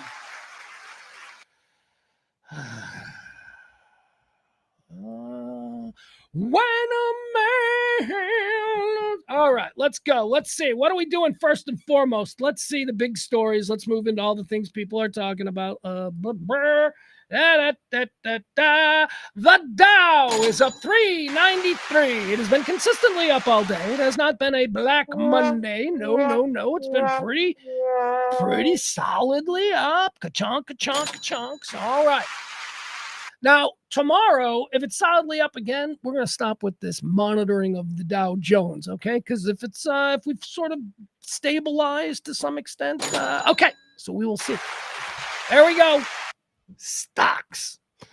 What else do we have here? Oh, my God. Did you see what happened in Pennsylvania over the weekend? The governor, Josh Shapiro, the governor of Pennsylvania. His house got firebombed. He was like they're sleeping. It was Passover. They're trying to make that a thing. I don't know. They're trying to be like, this happened on a high Jewish holiday. I don't know if it's necessarily. It might be anti-Semitic. I didn't know it was Passover. And if I hated Josh Shapiro and I was like, I'm gonna firebomb his house, I wouldn't have known it was Passover. So I don't know. Maybe he did. Suppose if you really hated, I suppose if you're a person who really hates Jews, you know when Passover is, because you're probably like, oh, look at this morning Passover decorations to get me. I don't know what the hell there is to hate about Passover, but okay, so maybe it was. I don't know. They're just saying. Here's what we know. Saturday night, like 2:30 in the morning or something, some dude scales a 7-foot. Some dude, 38-year-old Cody Ballmer, scales a 7-foot wall along the perimeter of Josh Shapiro, the governor of Pennsylvania's home there in Harrisburg, right there on the beautiful Susquehanna River. I don't know, is that what that is? The Saskatoon River. There's a river that runs through Harrisburg. I don't know what it is. It's one of them American rivers that isn't the Mississippi. Cody Ballmer, 38, was walking by, climbed the fence, hopped over, ran across the yard, was immediately chased by police who knew what he was doing, but he took a Molotov cocktail that was in a Heineken bottle, as the police told us, and from a backpack, lit it and threw it through a window, just like in the movies. Me and my friends tried making Molotov cocktails once when we were 12 years old. Nothing happened. It was stupid. We didn't know what we were doing. We filled like a bottle with gas. Oh, God. Gen X kids, man. Gen X kids. Gasoline, bottles, and like rags. Or we were probably using newspapers or paper towels. Yeah, we were out there in a field making Molotov cocktails. Nothing happened. We didn't get hurt or anything, and we couldn't get them to actually explode because we would throw it and then nothing would happen. But something did happen. Ed Fredette started the cornfield on fire. Yep. Whole cornfield went up in flames. Fire trucks came. Woo, we got on our bikes and got out of there. Ain't nobody ratted on old Ed, but Ed got caught. They knew it was Ed. think it was Ed. Might have been Jim Evenson. Let's put it on Jim Evenson. Let's do that. Those of you who know what I'm talking about, you'll understand why that's perfectly acceptable. We're gonna put Burning of the Cornfield on Jim Evenson. Jim Evenson killed his mom. Yikes. All right. So he started the governor of Pennsylvania's house on fire. And there you have it. Everybody was fine. They were chasing him around. They're like, where'd he go? And then like another fire would break out and be like, he's on that side. Why don't they just have dogs? Just have dogs. Dogs roaming. I guess you can't do that because you got to live there. And then they have kids, Josh Shapiro. Anyway, let's look at the house because that was the first thing that I did. I went, I got to see how the governor of Pennsylvania is living there. That's how I discovered that the governor's mansion is located right there on the beautiful Susquehannock River. Of course, you know, the iconic Susquehannock River. There it is. This is the governor's house. What river is this? Sassapan, the Sassapan River. It's the Susquehanna River. I think I was right the first time. Look at this. That's probably very pretty, right? Look what the red is where the governor's man. Very pretty. I mean, what do I expect? I expect the governor to live in like a brownstone walk-up, you know, with neighbors, you know, some old people that live upstairs. You know, governor's got to have a nice house. I'm with it. All right, let's check it out. Yeah, it's a bonkers, cool-ass rich guy house. That's an old-time Pennsylvania William Penn lived there type house. All right, so it started on the south. So here's how I understand this to have gone down. Where is south? Okay, south. Okay, so south is going to start here. All right, so they said it started southeast. All right, so the dude hopped the fence somewhere around here. Well, he didn't come straight from the front. Like, he didn't go over here, like hopping in, whoop, whoop, whoop, whoop, whoop. Started throwing shit through windows. Now, it started over here. So it was on this side where the fire originally started. You can't see it because of a tree, but all right. Let's see what the end result was. We got pictures. We got pictures of the burned house. It did some damage, man. I mean, look, I know that, like, you know, the family was in debt. The family wasn't in debt. They were chasing the guy as he was doing it. They were, you know. Anyway, here you go. It's not a good thing. This is not I'm not saying Pugs is acting like it's a good thing. No, it's a terrible thing. What I'm saying is he was being chased. It's not like, see, when I first heard about this, I thought, how does that happen? How does a guy just go to the governor's house and burn it down while the governor's sleeping in there? Isn't there, like, I don't know, security? Isn't there like some? And there was, and they were on him, and they were chasing him, and he got away, though. He did get away. That needs to be mentioned. He did get away, and he got turned in by an ex-girlfriend. Cody Balmer apparently immediately went to a girl who had recently broken up with him and confessed everything. And she said, Cody, I'm calling the police. And he's like, okay. And so she called the police and said that he wants to turn himself in. He did it for a girl. Or no, I don't know why he did. We don't know why he did it. You can go online. There's all kinds of stupid shit as to why the dude did this. Look at that. Some real damage, man. That is some real damage. And they just had a Passover dinner. All right, there you have it. They caught him. He's in jail. Go jump in the social media swamp-ass discussion that they're having about this clown now. Oh, he's everybody. Everybody's claiming him, or everybody's pushing him on the other guy. He's a Trump guy. He's a communist. He's a fascist. He's a Nazi. Hey, whatever. What he is a crazy person. Well, he is a fucking crazy guy. I don't care. Once we get past the idea, see, once you understand that he's not making rational decisions because he's broke, once you understand that, it doesn't fucking matter what decisions he's made. Doesn't matter if he's voted this way, voted that. Stop it. People are so petty. I'm telling you, everybody needs to start watching Love on the Spectrum. You're not going to be petty anymore, I promise you. You know, here's the other thing about Love on the Spectrum. Oh, yeah, I got more takes on this. Been talking about me binge watching Love on the Spectrum while I was sick over the weekend. Here's another thing.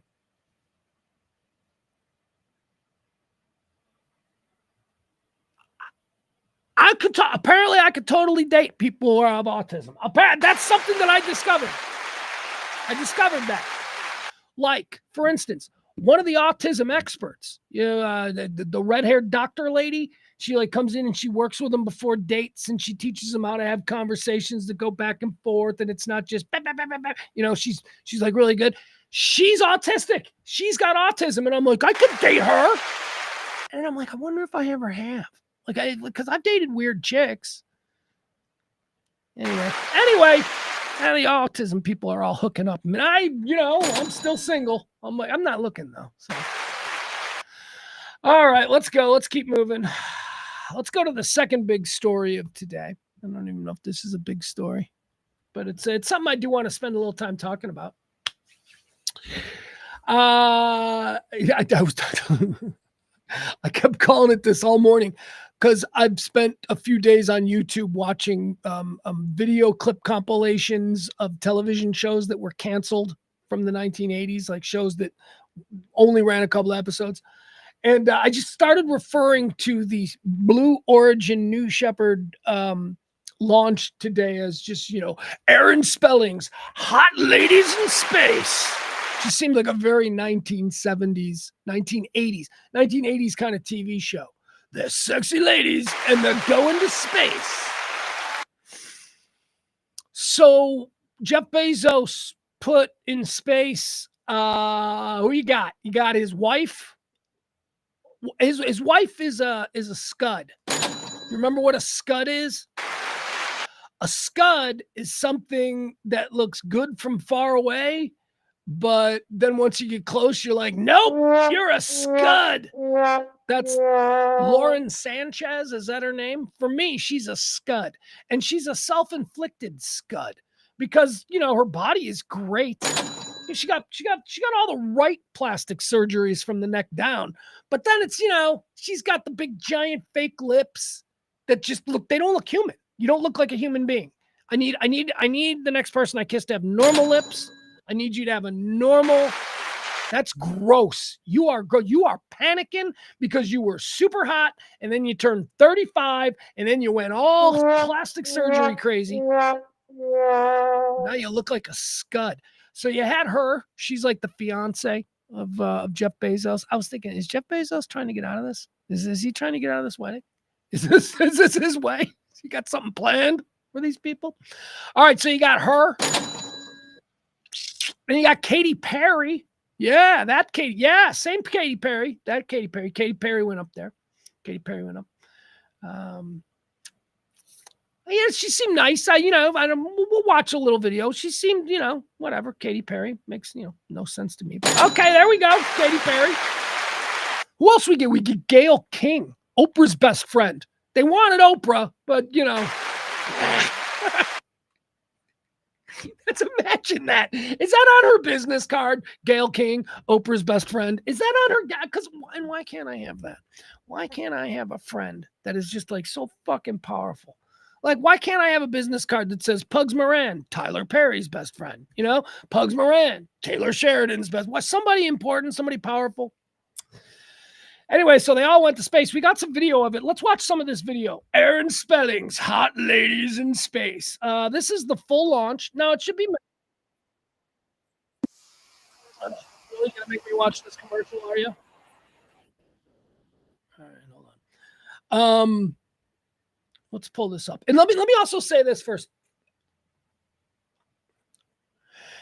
I love my space stuff and I love all of this launches, and man, oh man, we got a lot of launches. There's a launch every couple of days now from SpaceX. Every couple of days, if you follow them and subscribe to the right channels on YouTube, you'll see that there's a launch every couple of damn days. They are going up quick. And of course, now you got Blue Origin. This is Bezos's space team. They're putting stuff up. So we are doing this privately at a clip that we had never, no government anywhere with a space program had ever launched vehicles into space at the clip that we have been doing now for the past 6 months. And it is really amazing. And, whatever, you say, fuck Bezos, you say, fuck Musk, No, just stop that. Put your petty problems with these really terrible people aside and accept the idea that maybe we are, each and every one of us, more complicated than we give credit for.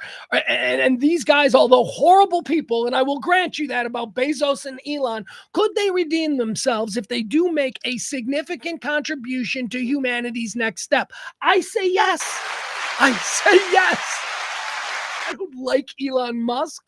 But holy shit, is he doing something big, something really big, that if it doesn't work and he fails, people are like, ha, ha, ha. He's fucking trying, man. As a human being, he is trying to do something for the entire species, which is ironic because he seems to not like humanity very much, which is probably why he's just building, a few rockets. He's going to take a few people. He's going to leave the rest of us down here. He doesn't like us. But it is great to see these things happening at such a regular clip because, and this is the problem, we need to see this regularly. We need to see that if they say there's going to be a launch in 2 weeks on Wednesday, that launch goes fucking off 2 weeks on Wednesday. Government space programs have never, and I'm not going to say be willing to stick to those kinds of things, but almost routinely, and we still see it now, especially with the Heavy Falcon from SpaceX. We do see delays and we do see, but these New Shepard rockets, right, that we're seeing, this is what Blue Origin uses. These are not the same. These are not Falcon Heavies, okay? These are not designed to propel you into the next universe. These are just little commuter rockets. And the idea that we can do this now every time when planned, regardless if there's cloud cover, there's some cloud cover. We're going to have to scrub the launch. I know you people came from all over the country and got hotel rooms and you're here to watch this, but there's clouds. We need to get to a point with rocketry where it's just like airplanes. Planes take off in the rain. Planes take off in snowstorms. Planes take off in wind. We need to get to that level of proficiency. And seeing these regular launches are good. It's a very good thing. Now, let's go to the cynical side of it. There were some videos going around yesterday of the ladies, hot ladies in space. There were some videos going around yesterday of the hot ladies in space. And I just thought, I think I was sick. I think that maybe I probably hadn't watched any Love on the Spectrum for a couple of hours, and I started to seep back into the cynical side of me, and I was just kind of like, this is so stupid. I don't know why they're doing it. This is so dangerous. They're so frivolous. And there was a video circulating of Lorena the Scud Sanchez, Jeff Bezos's future ex-wife. She was modeling the new spacesuit. And I remember I commented to a friend of mine, I go, I don't think NASA ever had as their main priority while designing life support suits, will the astronauts still be fuckable? Because that's what these spacesuits seems to be designed for. She's like, well, yes, I need them to protect me from all the elements, but also I need my tits to show. Can my tits show? So I was being a bit hard on them. I was like, ugh, it's fucking frivolous. But no, man, that is the wrong attitude to take. This was fucking amazing. This is great. I understand what it is. The same argument that I make against baseball traditionalists, they hate all the changes in baseball. They hate pitch clocks. They hate everything. It's different and it's new and I don't like it. And I always come after those people. Well, I realized yesterday that I'm a bit of a space traditionalist. Where I'm like, you got to take it seriously. These women with their cleavage hanging out, this isn't what, John Glenn would have been about.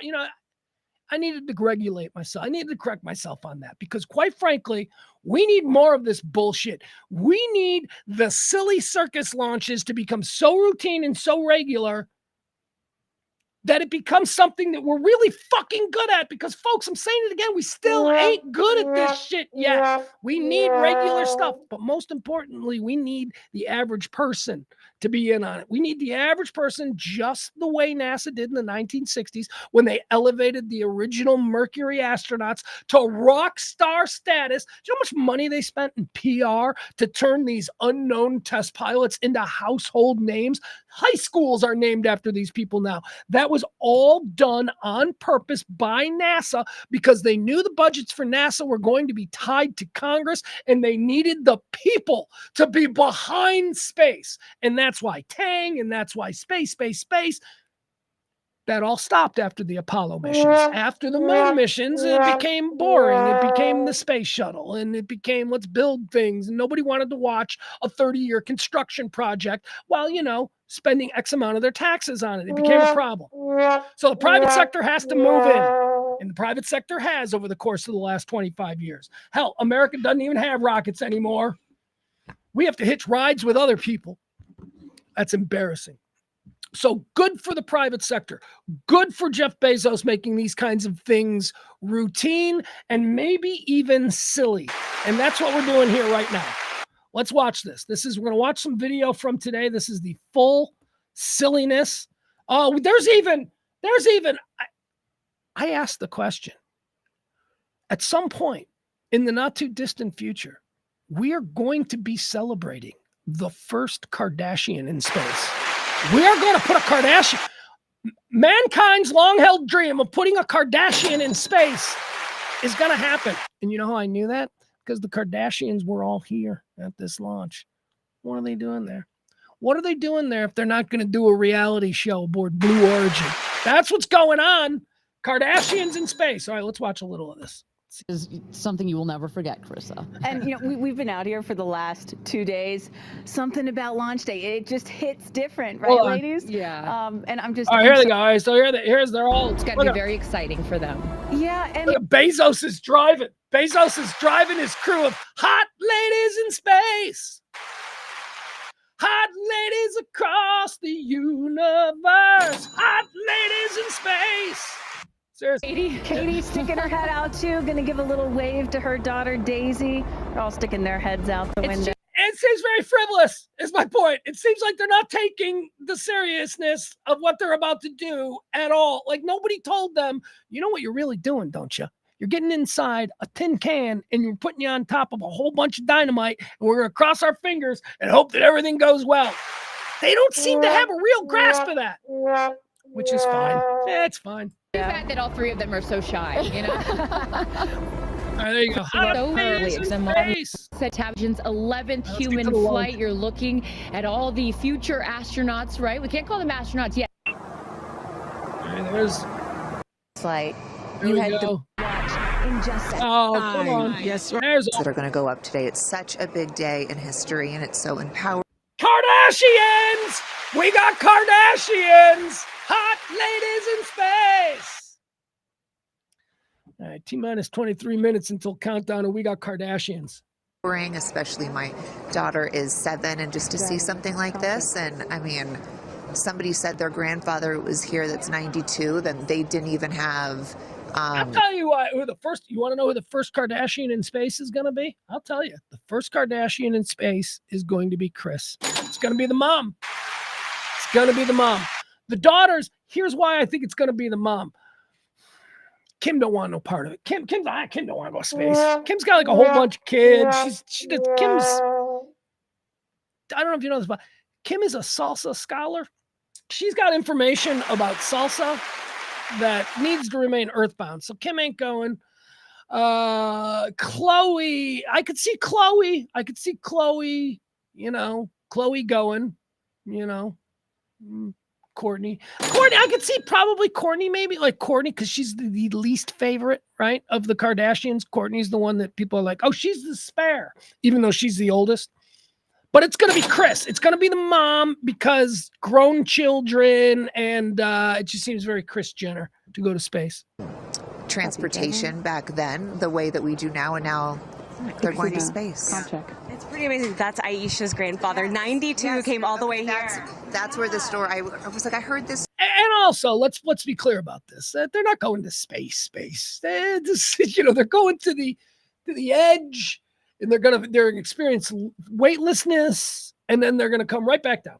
So Story, and he had let's no get to the lawn. airplanes, nothing back in his day. Now he's seeing his granddaughter go into space. 11th mission, human spaceflight mission to space. Minutes. 11th human 8 spaceflight. minutes. Come on. 6, 5. T-minus 22 seconds and counting. When you look at it from this angle, it's really not that impressive, right? It looks like a dildo. It looks like a big sex toy. Which is weird, because usually the sex toy is inside the women, and in this case, the women are inside the, well, okay. I'll work on that for my open mic routines.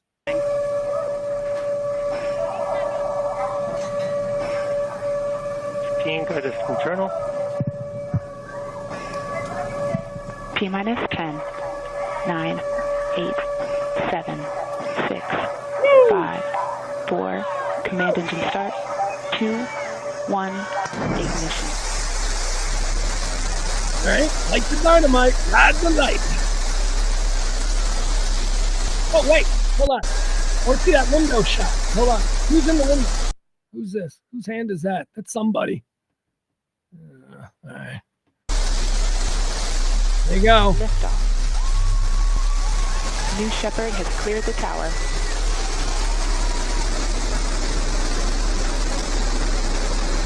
It looks, I mean, it's so vivid and so clear compared to what we used to see. Almost a big. God damn. Flight.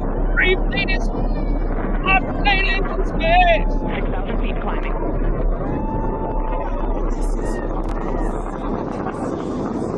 Upgrade into space. Begin throttle down for Q limiting. Right. Engine response. This is pedestrian rocketry. This is good. This is good. Need to be able to do this. Again, this isn't a big, heavy booster rocket that's intended to propel them into the next universe. No, this is just one big enough to get us to the edge of our atmosphere and allow them some weightlessness. This is the kind of boring shit that we need to be perfect at. And so far, here we go. Good.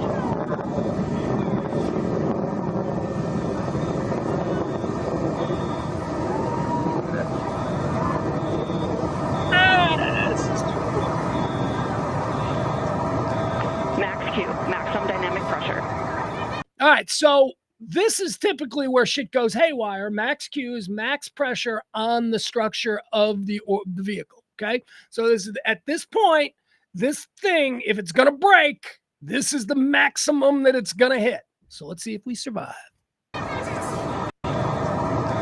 Max Q, maximum dynamic pressure. Mach 1, vehicle is supersonic. Engine back up to full throttle. Supersonic, we have passed through. Hey, look at Oprah watching her best friend.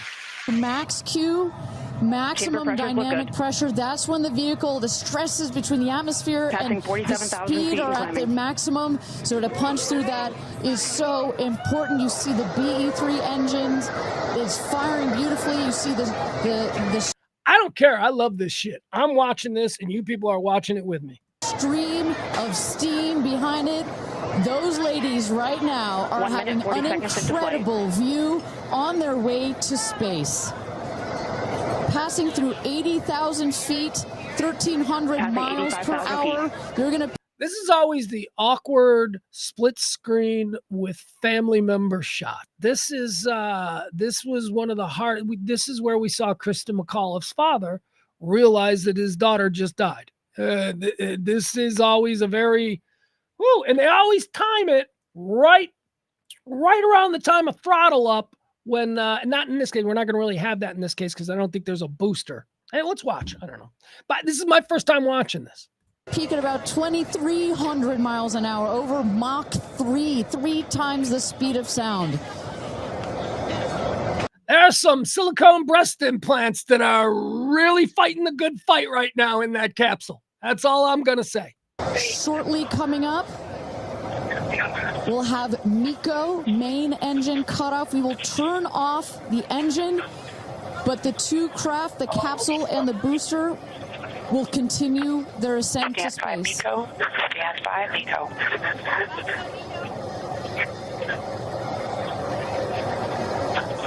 And our... All right, you hear the screaming? This is why I want to let this play out for us. You hear the screaming? Okay, that's coming from inside.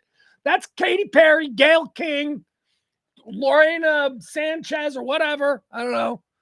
Some like Brazers teen of the month. I don't know who they got in there. They got a whole bunch of people. But you're going to hear that from time to time. You're going to hear like screams. And it's coming from, this is how these astronauts are like, it's a thrill ride. It's a very expensive thrill ride. And yes, let's make this normal. And there you saw the main engine is turned off. We're now going to separate the capsule from the booster. And at that point, Kristen, that's when all 6 astronauts are going to start to feel the weightlessness. And shortly thereafter, we're going to let them unbuckle. All right, you hear the screaming in the background? They've just broken free of the booster rocket that carried them into the outer reaches of our atmosphere. And now they're feeling weightless. And these astronauts, their response to that was, ah! Like Justin Bieber just walked across the... All right.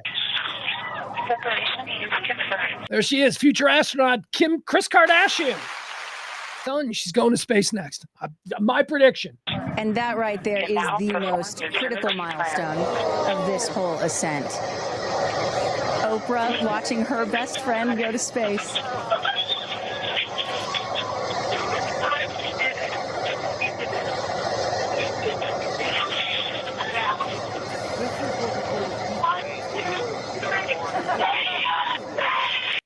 Do you hear them screaming? They're like screaming stuff in the capsule, which...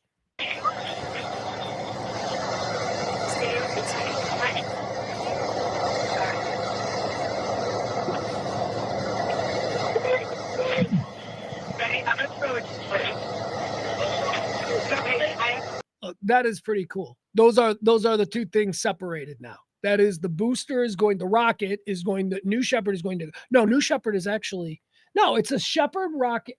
It's a Glen Rock.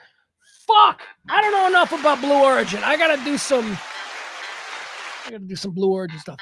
Anyway, what we're seeing here now is we're seeing the separation, and the rocket's going to return, which is also very cool. The rocket is going to return. It's going to be a guided landing into, it looks like the water, maybe. I don't know if it's a water landing or if it's on the ground, but it's going to be a guided return home for the rocket, which again, this is all new. We used to just dump our rockets in the ocean and we never used them again. Reusable rocketry, very important. SpaceX is who I first saw do this. We've seen SpaceX be able to return their rocket booster 2 ways. We've seen them land on platforms in the water, which is really cool. But then we also saw SpaceX now has the arm gripper. You know, it goes back to the platform, and that's also very cool. This was interesting because I guess I didn't know that Blue Origin had also had that tech, and that this is now just spaceship rocketry standard, you know, that you can return it. But anyway, that's what we're going to watch here. And the 2 craft is separated. Put it up there. 328,000 feet, 100 kilometers. I don't understand why they're not showing us what's happening inside the capsule, and we're just hearing this really bad, muddy audio that sounds like it's even bleeding over. It doesn't even sound like they're intentionally trying to let us hear it. Why are we looking at some of the most modern, forward-thinking technology that humans have ever created, and we can't get a camera? We can't get a fucking GoPro in the... Why aren't we seeing them? Well, I imagine there is something recording, and I bet we will see them later. They're probably just, you know, they didn't want it to be live in case Katy Perry's tits exploded, right? Welcome to space, ladies, or shall I say, astronauts. Oh, the moon! You guys, I have to tell you, look at the moon. Look! Oh my God! Oh my God!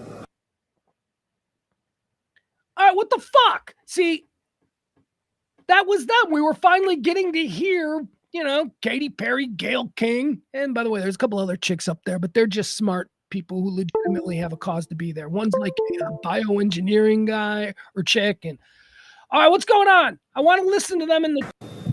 All right. And at this moment, the astronauts have unstrapped from their seats. They are floating. They are weightless. They are experiencing zero G for the very first time in their lives. Shut up! Let's listen to them. And Katy Perry did say that she was going to sing in space. I'm waiting for it. Waiting for it. 1 minute warning. 1 minute warning.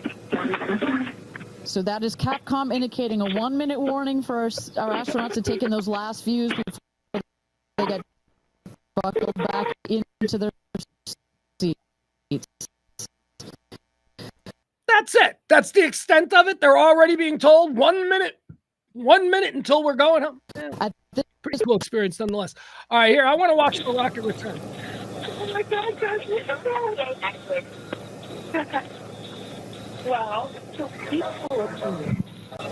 All right, here comes the sketchy of the rocket in half, and then in the last moments, and there it is. We can see it from the stage. There comes the rocket down. It's going to relight its engine. We can also see a sonic boom. We're going to hear that shortly here. And remember, this is something that had never been done before until just a few years ago. Truly the stuff of science fiction that you're about to watch in just seconds. Sonic boom! You hear that shit? That was a sonic boom! That's cool. The stuff of science fiction that you're about to watch in just seconds. Truly the stuff of science fiction that you're about to watch in just seconds. There we go. Let's go, humans!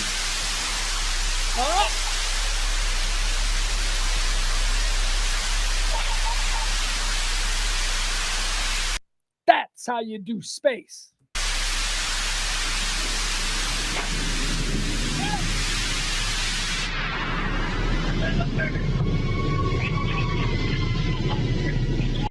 And booster touchdown, welcome home, New Shepard. Picture perfect landing right there. Picture perfect landing. Right on target. You see that dust kind of creates this dramatic cloud that that reveals the beautiful rocket. By the way, New Shepard, of course, named after Alan Shepard, first man in space. That is just taking these ladies up to space and back. And I love the echo across the mountains. First American in space. God, come on, I know, Yuri Gagarin beat us. Is that what I was hearing there? That's what you were hearing. You heard the sonic boom, then you heard the engine relight, and all of that reverberates in this big, beautiful valley in West Texas. You hear them when they're still cackling up there. They're still just they're not saying anything. We can't hear them. It's just distracting. The guy parachutes, the drogue. All right, now maybe we'll be able to hear them in re-entry, right? Maybe they'll let us. That's all. I want to hear that. I want to hear the chicks in re-entry because I'm sure they're going to scream like a Bieber concert. All right, shortly here we're waiting to see the drogue parachutes deploy from the crew capsule. Those are like the guide parachutes. Okay, there you go. that was actually pretty great. So the minute the parachute explodes and deploys, all the girls they're at Six Flags. Ah! That's fun. Drogue deploy from the crew capsule. Those are like the guide parachutes. There go the drogue parachutes. Just free falling right there until those drogues came out. And then next will be the main parachutes that get pulled out.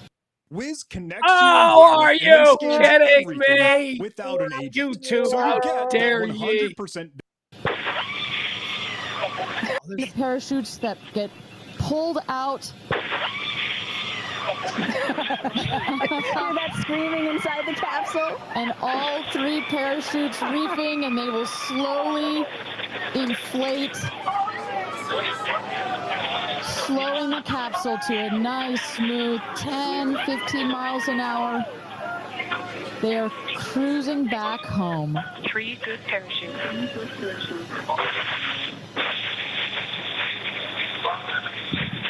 And I tell you, Kristen, from having gone through all of the simulations, going through including the just over our shoulder here, going to be landing north and east of the launch pad, coming down softly and beautifully. 500 feet. Get ready to hear him yell at impact. They're gonna go, ooh. And you will see a puff of smoke when it touches down. A puff of dust. Actually, yes. That's normal. A puff of dust, last milliseconds. Air cushion that will kick up the dust. It's a very soft landing despite the sporty perception. There it is.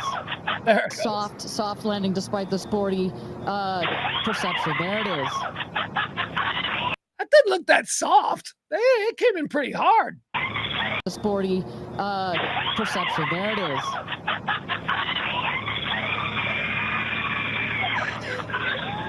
My God. It's like a teen girl sleepover. Woo! And of course, there's our next brave Americans to go push the envelope on the next frontier, the Kardashians. I don't even know what Kardashian that is. Well, is this like the generic? I mean, I know that's mom dressed like Inspector Gadget. You got her. That's Chris. But what is this? Which variety of Kardashian is this? Is this a Khloe or is this a younger one? They all look 33. All Kardashians, doesn't matter if they're 23, they look 33. It doesn't matter if they're 63, they look 33. All Kardashians look Jesus' age. And I don't think that's a mistake. I think that's on purpose.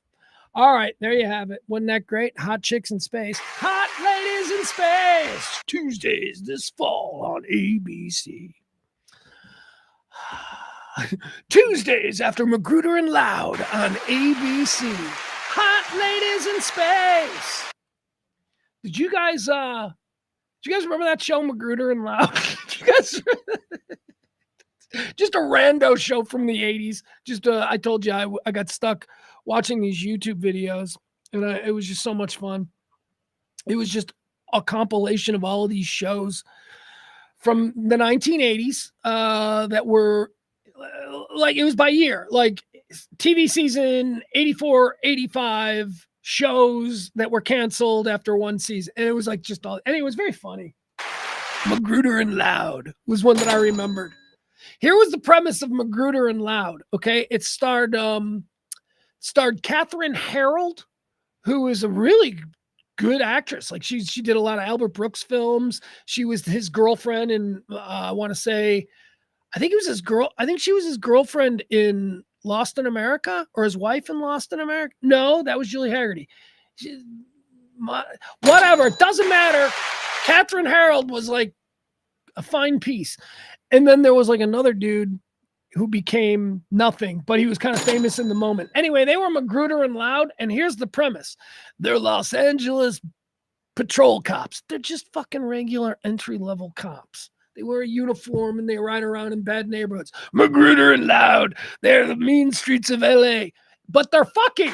That's the whole thing about, they're just cop partners. It's like, it's like somebody watched Chips and they went, what if Ponch and John were fucking? And they're like, we can't do that. That'd be gay. And it's 1978. And they're like, okay. And then that dude left and went to ABC and pitched Magruder and Loud. It's like Chips, but they're fucking. Didn't make it. Did not make it. Barney says Barney seems to think that Gayle King is going to be insufferable after her trip. I don't think that's possible.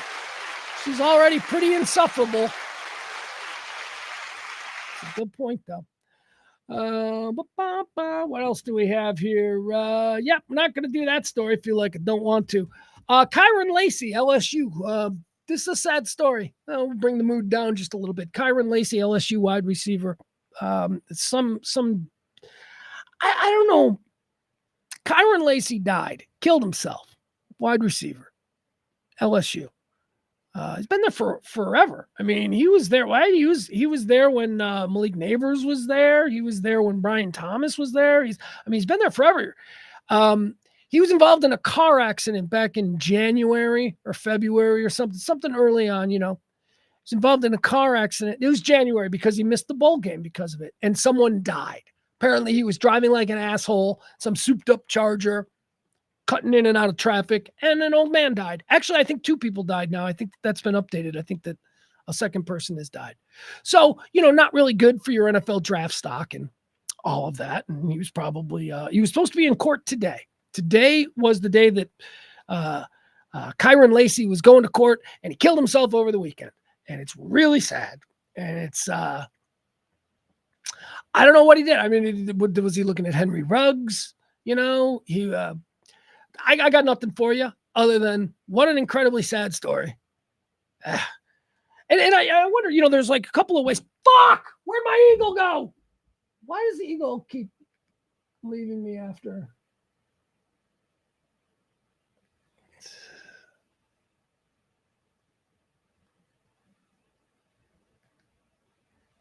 All right, whatever.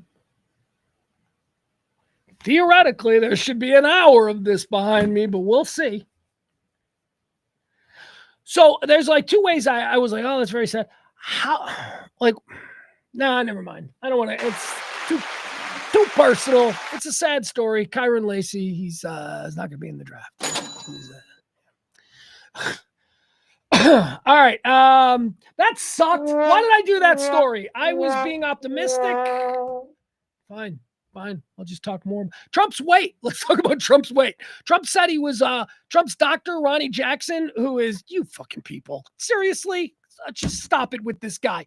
This doctor comes out, medical, he's got military medals on his fucking chest. And he's like, yeah, President 6'3", 225. Fuck you. Just stop lying, man. He's not 6'3", 225, okay? Jesus Christ. He's 6'2", 293. Stop it. I am enjoying all of the pictures that are going around online, though. Everybody has gone out and they've found athletes and celebrities who are 6'3", 225. And they're like, wow, Trump is just like I myself. That happens to be that was Justin Fields' height and weight at the combine. So I went, yeah. So I found a picture of a shirtless Justin Fields. And I'm like, yeah, him and Trump, same exact shape and weight. Dude, just stop it. Why is that? You fucking people, I don't care if they just lie about it. It doesn't bother you. Just the endless depth to their duplicity. Everything is a fucking PR stunt. Trump is a fat fuck. He's a fat, unhealthy old man. He's obese, okay? He is obese. It's not that hard to be obese. It is. It's like there are way more people who are obese than they are. And I think obese is like, 20 pounds overweight or something. I don't know, whatever. He's obese, but he don't want to admit that. So he has his doctor go out there, his doctor with zero credibility. His doctor goes out there and he's like, he's got the same physique as CJ Stroud. Stop it. Stop it. And you people just accept it. You people are just like, yep. Here's the benefit of the doubt that I'm going to give you. You guys might be on the next level, and I'm just playing catch up here. I don't know. Unless this is all just a bit. Like, if they're like, yeah, man, go out there and say that he's 6'8". Like, if they're just fucking with the truth because their greater point is that there is no truth. And I don't know. I'm trying to give an olive branch to you Trump people who just aren't bothered by the endless micro fibs. He's not 6'3", 224 fucking pounds. And the fact that he needs to be seen that way should really bother you because it says that he's an unbridled narcissist, and that's fucking not cool. But whatever. Whatever. Moving on. What else do we have here? Barstool Sports. Here's an interesting story. Barstool Sports had to apologize to that Old Miss girl. Remember the girl? We all had fun with it. I want to apologize too. I'm sorry to whoever it may concern. I do a show to 30 people tops every day. I don't know who I'm apologizing to exactly, but hey, whatever. Multiple members of the Barstool Sports family have apologized to a student at Ole Miss after they amplified a sex rumor that upended her life. Earlier in the year, we remember this. Earlier in the year, a rumor began to spread on social media that Mary Kate Cornett, a 19-year-old freshman, slept with her boyfriend's father. The rumor picked up so much steam that it was actually referenced on an episode of the Pat McAfee show. Multiple Barstool personalities also talked about it, further amplifying what Cornett maintains is a completely false rumor. As a result, Cornett has been subject to harassment, but her life is ruined. At least her life right now. Nobody's going to remember this in 10 years, but right now, here's how we'll remember it in 10 years. You'll be, with this new woman that you work with, and she's really cool and you like her. And then, at some point she's going to be like, yeah, I married Cornett. Remember there was a story? And you'll be like, oh, fuck. And then you'll call all your friends. You'll be like, dude, you remember that chick who did her boyfriend? I work with her and she's awesome. Like, that's her life now. She's always going to carry this around. True or not, I don't know. Everybody, now that lawyers are involved, everybody seems to be going with, there is no proof of this whatsoever. That's what everybody seems, but nobody, she's saying it's not true. She always said it's not true. It might have still happened. You just can't say that it might have still happened now because lawyers are involved. So I don't know. Barstool, they all apologized and they said nice things. And, it didn't sound, the one that I saw was from, what's his name? It wasn't Portnoy. Anyway, it was somebody else, but it didn't sound like it was written by a professional PR person. It sounded like it was very extemporaneous and from the heart, and it seemed like it was authentic. So, gotta be careful. Gotta be careful. Civilian. She's just a kid from college. But see, we have no lines anymore. We don't know who's a celebrity and who's fair game, who's in the public domain and who isn't.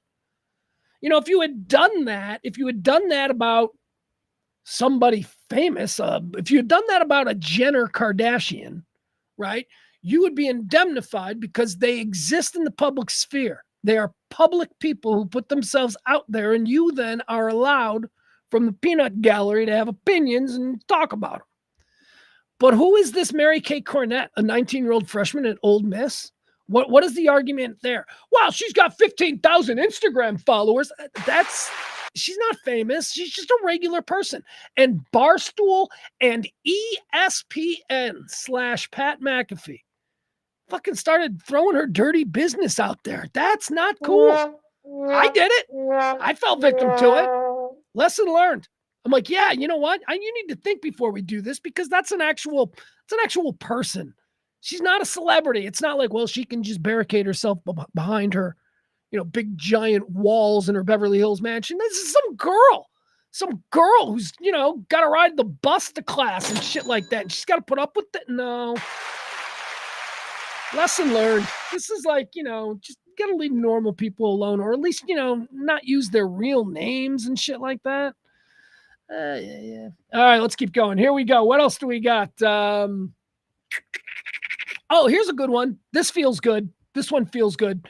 Remember this video? Here, I want to show you this video. Well, we all got so upset about this video back in the day. A couple of years back now. And was this during the pandemic? I'm not even sure. Hold on.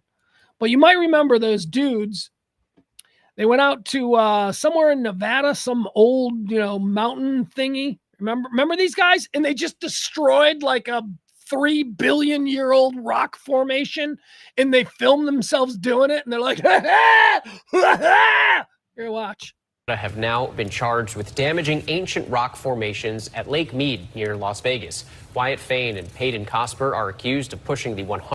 Wyatt, wait. What are these inbred fucks names? Hold on.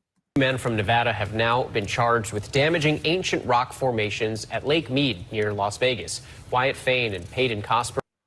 Wyatt and Peyton? Oh, fuck.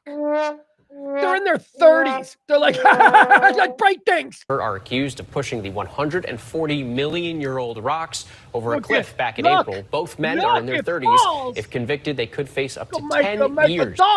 Make a dust when it falls. These fucking in prison. All right. So here's what happened with that. So we saw what they did. We all got mad at them. It was like 3 years ago. We're all like, how dare they? the pure gall of these sons of bitches. Like all of a sudden now we're all geologists. We all really care about rock formations. Fucking a good brisk wind could have done that, if we're being honest. Now, it seemed rather intentional and without care, and that seems like there needs to be a fine for that kind of thoughtlessness, but let's not talk about destroying families and putting 30-year-old men in prison for years, okay, for kicking some rocks at some out. That's nonsense. I just told you about Jim Evenson burning down an entire cornfield. He didn't do any time. He did time years later for killing his mother. So here's what they get. Well, what's going to happen with the rock? We'll call them the rock wreckers. They're in Henderson, Nevada. 2 Henderson men have been convicted now of damaging rock formations at Lake Mead. After being spotted in a viral video pushing ancient rock formations over a cliff, too. Did they even get the clips or the clicks? Like, was it their viral video? Because, there's money in that. You can build up a following. You can work with that. Was it even there? Or was it somebody else? You know what? Here's who I bet took the viral video. The girlfriend of some other dude who is there. It's a bunch of them. They're out there drinking in the middle. First of all, they're the kinds of people that go out in the middle of the desert to drink, to party, or whatever. And they go out there. By the way, you ever done that? No, of course you haven't, because it's a desert. I don't understand this. I grew up with river valleys and forest preserves, and we would go to those places when we wanted to. The desert? Going to the desert to do drugs? You fucking nuts? People die in the desert. Anyway, after being spotted in the viral video pushing ancient rock formations over a cliff, 2 Henderson men have been convicted by a Nevada jury. Wyatt Fain and Peyton Cosper were spotted damaging the rocks near Redstone Dunes in 2024, back in April. Oh, just a year ago. I thought it was longer than that. The wheels of justice are swift when it comes to these kinds of crimes that we just cannot endure. Meanwhile, school shooters, they 10 years before they go to trial. But hey, you damaged some rocks. We're going to adjudicate this quickly because we know what's important. Wyatt Fain and Peyton Cosper were spotted damaging the rocks. The rocks are believed to be over 140 million years old. Let's see here. What did they get? So they're convicted. What are they looking at? They're looking at like 100,000. Okay, so the pair, now we're going to wait on sentencing. So they've been convicted. They did it. And they're faced 1 year in prison or $100,000 fine. How do we pay that? I think the $100,000 fine needs to be made a $250,000 fine. Maybe it should be $1 for every year that rock is believed to have existed. Maybe it should be $140 million fine. Let's do that. Here's what we're not going to do. We're not going to put these people in prison, okay? We got to move away as a society from the idea that the answer to all of our problems, especially social delinquency, is that we need to put people in prison, okay? We need to stop that. That's lazy. You know why we created prisons? Because we don't have to think about them anymore when we put them in prison. We need to start thinking about people and why so many of us are fucked up and doing dumb shit. Here's what I suggest. Instead of putting these people in prison and feeding the corporate industrial prison machine, instead of putting them in prison, let's just bankrupt them. They're in their 30s. They're going to lose everything. Let's put a fine on them so hard that they're not going to be able to hold one job ever again. They're going to spend the rest of their lives doing a second fucking night job because their checks are so, what do they call that? Leaned on by the government because they decided to fuck around and do something stupid with 100-million-year-old rocks. There you go. Let's do that. Let's fuck up their lives financially, force them into crime or whatever. Maybe we'll get them in prison on the back end, but they don't go to prison for this. This is not something we imprison people for. You said, no, they should go to prison. Shut the fuck up. Shut the fuck up. You don't go to prison. There was no victim here. It's a bunch of rocks. But these are majestic. Fuck you. Majestic rocks. They're rocks. I understand the importance of their place in, the geological setting of the Southwest, and they're old and all. I get it. But again, I also say a slight trembler, a little earthquake, and that whole thing could have come down. Who knows what it looked like before, right? This is just what's left after. It was probably a whole bunch of just stop it. Stop acting like these guys are monsters. They're not monsters. They're morons. That's all. All right, let's see. What else do we got? Rock wreckers. We're going to wait on them to get sentenced. Here. I want to share this with you. Because it concerns two things that I enjoy. Hold on a second.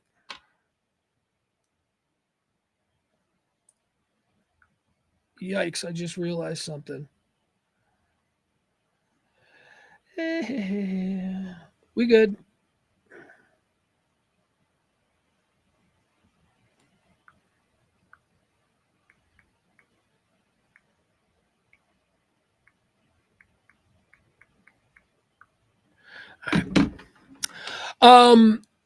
So do you guys know who John LaJoy is?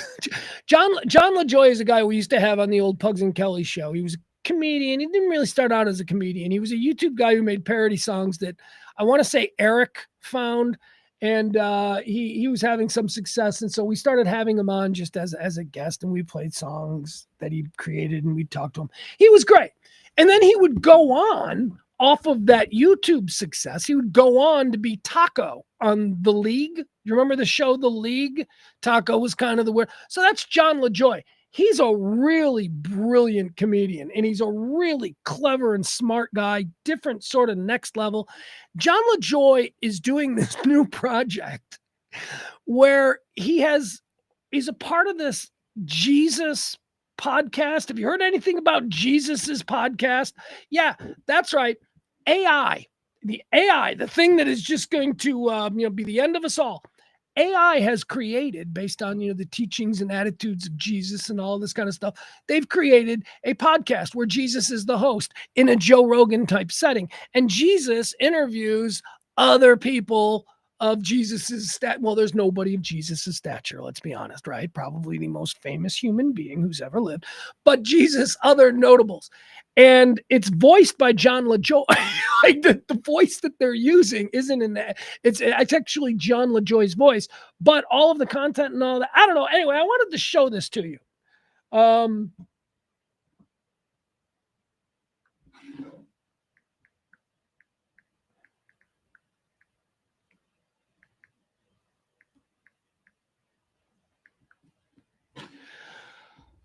Anyway, I wanted to share this with you. So this was an example. It was going around. There's a couple of different clips. I don't even know if this is a real thing or if this is just a John LaJoy bit, but it's so clever and it's so funny. And as we head here into Easter season, I thought it would be fun to share a clip with you of Jesus, the AI podcast. Now, this voice is comedian John LaJoy. He is vocalizing it. But here, this is from the Jesus podcast. What's my favorite movie? This is actually an interesting question because I get it a lot, and people expect me to answer, The Passion of the Christ or King of Kings or like one of the more Jesus-y movies. But honestly, if you were publicly executed, would you want to watch that at the end of a long day? No, thank you. No, thank you. I just want to watch something that goes down pretty easy. Honestly, favorite movie of all time. Like, I will always watch it if it's on TV. Dumb and Dumber. I mean, it is a perfect movie. So many quotable moments. Like, to this day, if anyone ever mentions the country Austria, like someone's praying for their cousin in Austria or whatever, I will always think to myself, Austria? Well then, a good day, mate. Let's put another shrimp on the barbie. Because he thinks that she's talking about Australia. It's just that's why that's funny, and it just, oh man, it's so good. What about you? What's your favorite movie? The Passion of the Christ. Yeah, that makes sense. The whole time he's talking to his buddy, the devil. And the devil's favorite movie is, of course, the one where Jesus gets tortured for. That's funny. There's also another one that was going around with the Easter Bunny, where he's interviewing Joe Rogan style, the Easter Bunny. And it turns out the Easter Bunny and Jesus have beef. Jesus doesn't have beef. And that's the whole thing. Jesus doesn't have beef with anybody. Jesus forgives everybody. But the Easter Bunny does not like Jesus. That was another funny one. Anyway, John LaJoy involved in some very weird, very funny thing that's going on there. Let's see. What else do we have here? Let's keep going. We got more things to talk about. Did you guys see Saturday Night Live over the weekend? Saturday Night Live over the weekend I thought was pretty good. Pretty solid episode. A good, edgy episode. And this is important that I make note of the edginess of this episode. Socially, satirically edgy is what I mean. Not afraid of third rail subjects. As a matter of fact, even embracing them. That is something that they don't do a lot of times anymore. They seem to run from that. When that was the clarion call of SNL for the first, it's the reason why it became a phenomenon. It was unafraid. It was satirical. It was edgy. It's the N-word, like in the first couple of episodes, and like as part of the bit. I mean, they were edgy. They were pushing boundaries. It hasn't been that in a while. And last week was terrible. There were 4 big Broadway-size production musical numbers where all the theater kids get to do their song and dance. No, it'll be funny because we're singing and no, shut up. Stop it. Stop it with the fucking, can we just get some sketches where it's, the subject matter is a little bit, cringy and a little bit, yeah. That's what Saturday Night Live is supposed to be. Not the theater kids, not the drama kids raising money so that they can go downstate. Their little shows in a garage. I fucking hate it. Anyway, John Hamm was the host. And Lizzo was the musical guest. And first of all, can I just tell you about Lizzo's first song, her first performance, where she opened up with a guitar and all that stuff? Fucking cool, man. Cool. I mean, it is rare that I will watch an entire act, a musical performance of somebody that I'm not really into. Like, what I like to do is I give them to whatever the chorus seems to be of their song, and then I either stay or I leave. Nah, Lizzo had me watching. I'm like, look at that chick. Look at her. This is different. This is kind of a good song. And I don't even know, but there was a chorus to the song or something. It was a good song. I was like, it's a good, catchy song. I never heard it before. So I watched it. Even the musical guest. Did not watch her second. The second Lizzo one seemed to be a little bit more, she was it seemed like a love song or something, and I got no time for that. So I was like, fuck that, I'm going. Saturday Night Live was good. It was good. It was very edgy. John Hamm was funny. So, Paul, what do you mean, edginess? Well, I don't exactly know how to explain it. I mean, you just got to watch it. How about a lack of musical numbers? No, that's not. Well, here's a good example. There was a sketch where 2 gay men suddenly had a baby, and the whole sketch was about how absurd certain gay men act about babies. And that was sort of a very edgy and socially provocative position to take. They weren't saying, the intent of the humor wasn't gay men are bad. No, the intent of the humor is the way I feel about gay men. Sometimes you're fucking absurd and you need to be called out on it. And calling you out on your absurdity does not mean I'm a homophobe. And that was a very interesting sketch. It was very funny. John Hamm and Bowen Yang showed up at a brunch or whatever it was. They showed up at something with a new baby, and they were, this is our new baby. It's so hard being a new parent. And their friends were like, you didn't have a kid last night. Where'd you get the kid? So it was funny. And then there was a White Lotus sketch that we're going to talk about here, which we're not going to spend a whole lot of time on it. But my thing was, the White Lotus sketch on Saturday Night Live was really funny, super smart, super dark, definitely contemporary, definitely satire of the zeitgeist of the moment. But I'm watching it and I'm going, nobody's fucking getting any of this. This is probably the most brilliant thing that they wrote this week, and nobody is getting it because I don't know anybody who watches the White Lotus. I'm sorry. I know online everybody watches the White Lotus. Oh my God, everybody on Twitter, White Lotus, White Lotus, White Lotus. In real fucking life, nobody watches that fucking show. Nobody watches it. I have talked to dozens of people over the last couple of weeks since this season has ended. And everybody's like, oh yeah, I heard that, but I never seen why. That's fine. I'm not complaining. I'm just angry that Saturday Night Live writers put an apex sketch together that was brilliant, and I don't think anybody got it because I don't think anybody watched The White Lotus. I mean, I know people did. What are you talking about? Everybody did. Get off fucking Twitter, okay? Nobody at Starbucks watched The White Lotus. Just walk in, just ask your friends, do you watch The White Lotus? No, my wife's sister does. She says it's good. Everybody's wife's sister watches The White Lotus. So just stop it. Anyway, thought it was really funny, but there was some blowback to it. See, one of the breakout stars of this season's White Lotus was Amy Lou Wood. Amy Lou Who. She's like a little Who from Whoville. Amy Lee Wood plays this trashy. I mean to say trashy. She's not trashy because she's lovely. But she's kind of like a club slut, from Manchester, who's kind of like, right, yeah, let's go dance and party. She's like one of these. But she's also kind of hot. Like, she's got like kind of hot body. She's always running around in bikinis and stuff, and she looks great. But then her teeth are all fucked up. Like, she's got British teeth. Like, and they're her real teeth. The real actress, Amy Lee Wood, really has these fucked up British teeth. And it's like a shocking thing because when you see her when she's not smiling, you're like, that chick's fucking hot. And then she smiles and you're like, British teeth. So they kind of made fun of her. So they Saturday Night Live made fun. Sarah Sherman played the Amy Lou Wood character with giant wooden teeth, and it was not good. All right, so I'm going to show it to you. We're going to watch it, and then I'm going to tell you about the blowback that happened. But I don't know. It's just very funny. It takes the plot of this season's White Lotus, which one of the main storylines concerned this family from North Carolina or South Carolina. And they are just the worst of the 1%ers. They're rich and privileged and pampered. And Parker Posey plays the mom. And she's just, I don't think I would want to live if I was poor. Like, she's like one of these people. And the husband is going through a financial implosion. He's going to be arrested when he gets back from vacation. And none of his family know. But he does. And he's just like completely.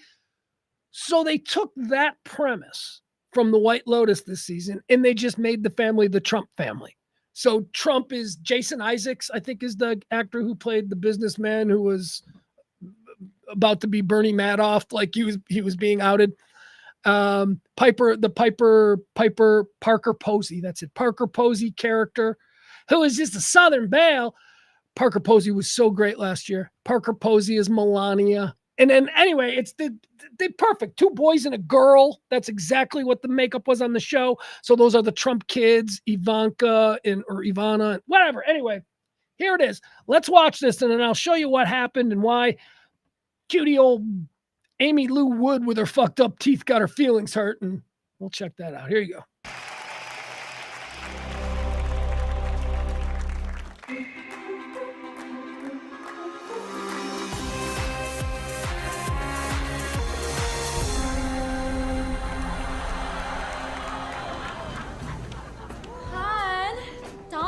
You getting ready?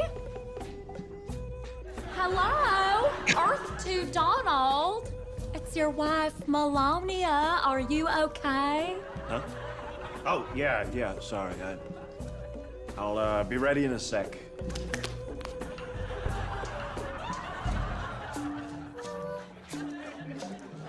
I told you, Eric, if you want to be a man, you gotta start having shakes. No, Eric, I meant protein shakes. Here, why don't you make your own? It's about time. Okay. Buddy, did you just blend your gold Rolex? You said it was about time. Right. BT Dubs, where's Ivanka? She's been MIA for Dad's entire presidency. You must ask yourself, am I willing to give up greed and material possessions in order to lead an honest and ethical life? I mean, these are all major plot points from this season of The White Lotus. And if you didn't see it, then you don't understand how the Ivanka character is the exact same. We are so lucky that America will always be a rich and powerful nation. I mean, can you imagine how awful it would be if America lost all its money and no one in the world respected us anymore?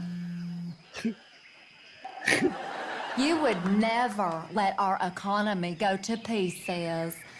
Right, hun? I love my butter noodles. By the way, Mom, what is that accent? Aren't you from Slovenia? No, North Carolina. Go Tar Heels. Oh, and your Commerce Secretary, Howard Lutnick, is sitting over there. All right, now, do people even get this joke? That's Uncle Rico. Do people know that's Uncle Rico? That's Uncle Rico from Napoleon Dynamite.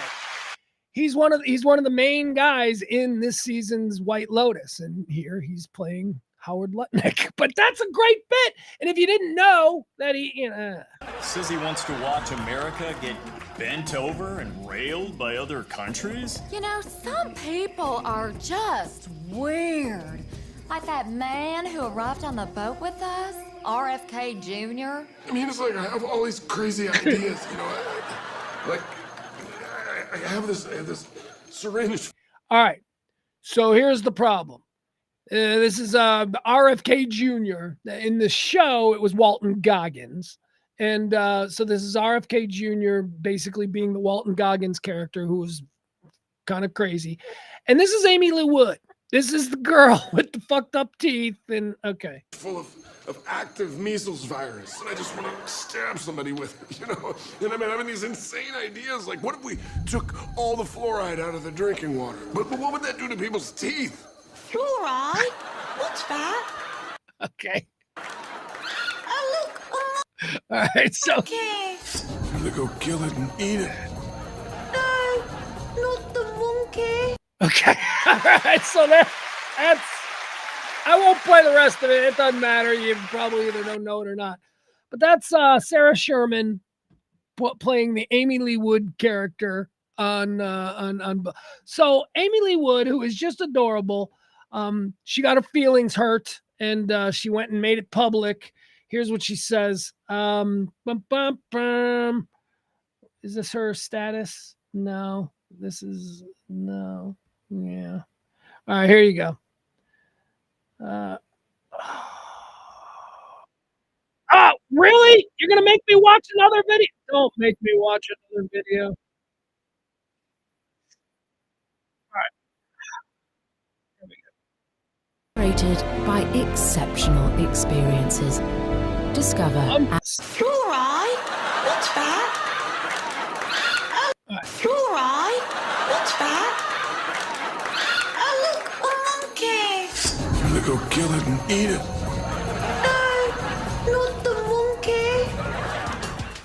Amy Lou Wood called. All right, so that's the real one.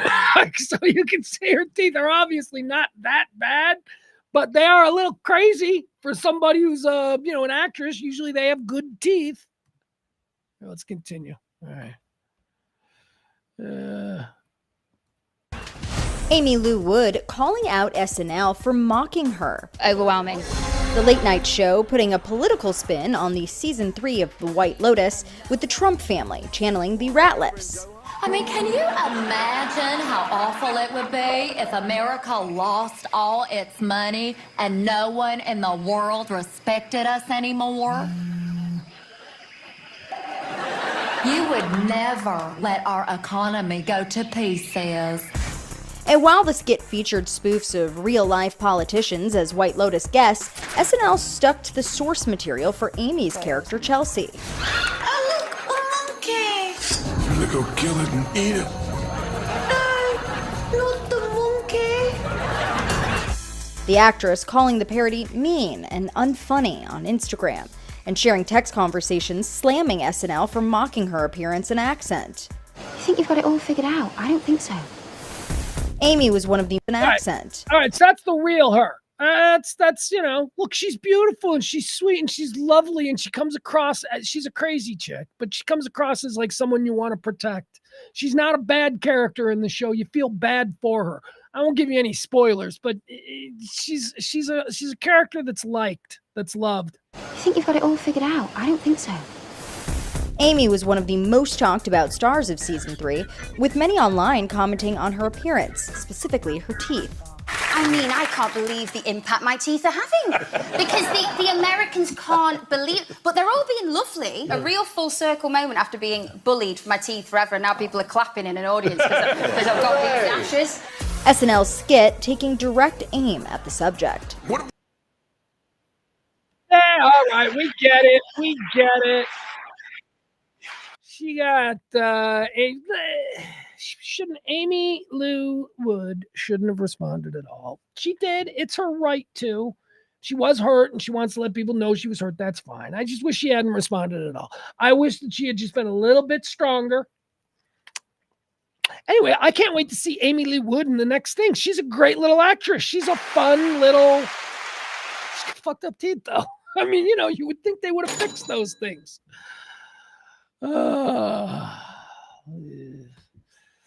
April, concerned about YouTube. They're going to kick me off because I'm using the SNL content. Yeah, well, you know what? That's why you got to watch the live stream.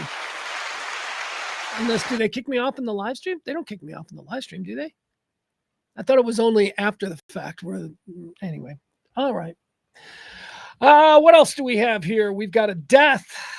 Nicky Katt has died. Nicky Katt, actor Nicky Katt, died at the age of 54. There are no more details as to how he died, but who is Nicky Katt? Pugs, who's Nicky Katt? Well, Nicky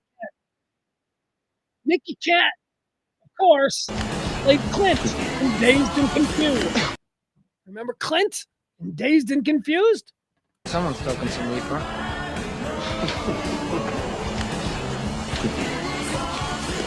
Hey, man. Hey, slow down. Yeah, what's up? Hey, how's it going?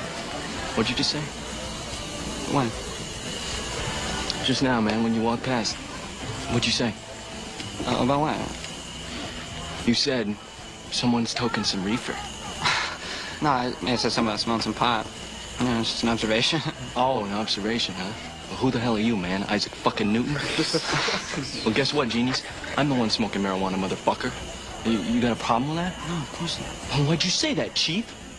Come on, man, don't let your mouth write a check your butt can't cash. So I'm blazing with my friends, so I'm a fucking pothead, man. What's it to you, huh? Huh?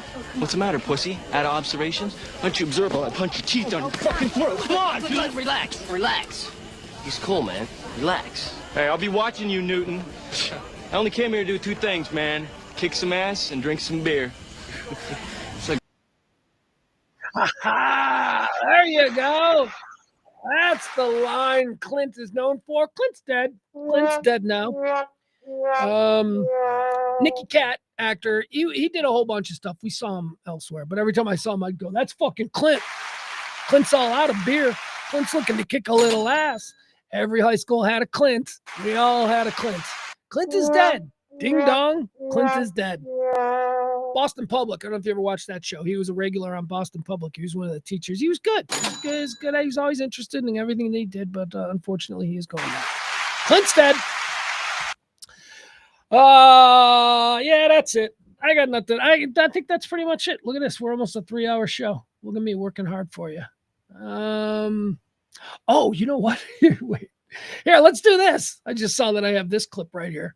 Well, actually, I don't even know what clip this is. This is So remember I told you how I spent hours this weekend when I was sick. I was fever watching these old shows from like, all right, let me give you an example of what I was watching. Let's watch these for a second because I'll probably fall asleep to them tonight as well.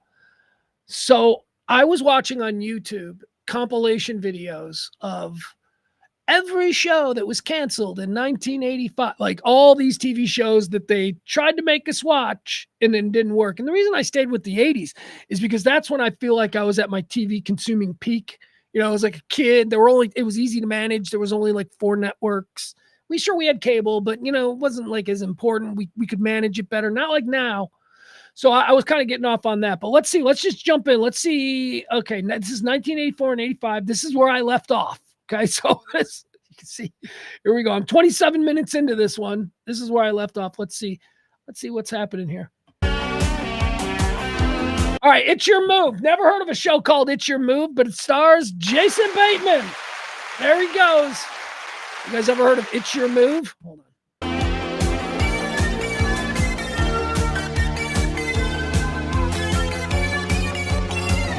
Karen Kay would go on to have no career, no idea, for like 6 weeks in 1984. She could say that she was the star of a network sitcom, and now she did nothing.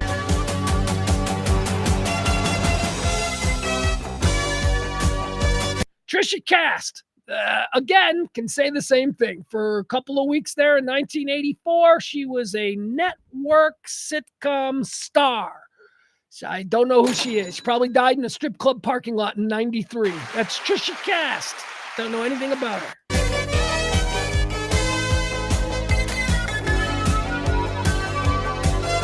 All right, we've seen this guy. This guy got work.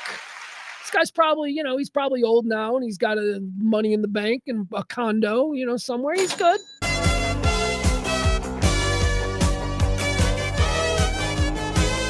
Hey, isn't that Steve from Married with Children? Did you know his name was David Garrison? I had no idea. All right, so this guy, he would get, oh, he got replaced. I was going to say, he would get the hit sitcom money. This show here failed, but he would get the hit sitcom money with Married with Children. But apparently he got fired, right? He was replaced by Ted McGinley. So here's another thing that I've noticed about these, and I'll stop interrupting. But one of the things that I've noticed about these is that it appears that in the 1980s, there was only 100 actors and actresses working. There's only 100 of them. Every single one of these shows has some combination of the same group of actors. Like we just saw Jason Bateman. I've seen Jason Bateman 3 failed sitcoms. So it's like every year from the time he's 12, he goes up and does a bunch. Then the next year he's 13, he does the next season's slate. Then at 14, he does the next. He is in so many of these.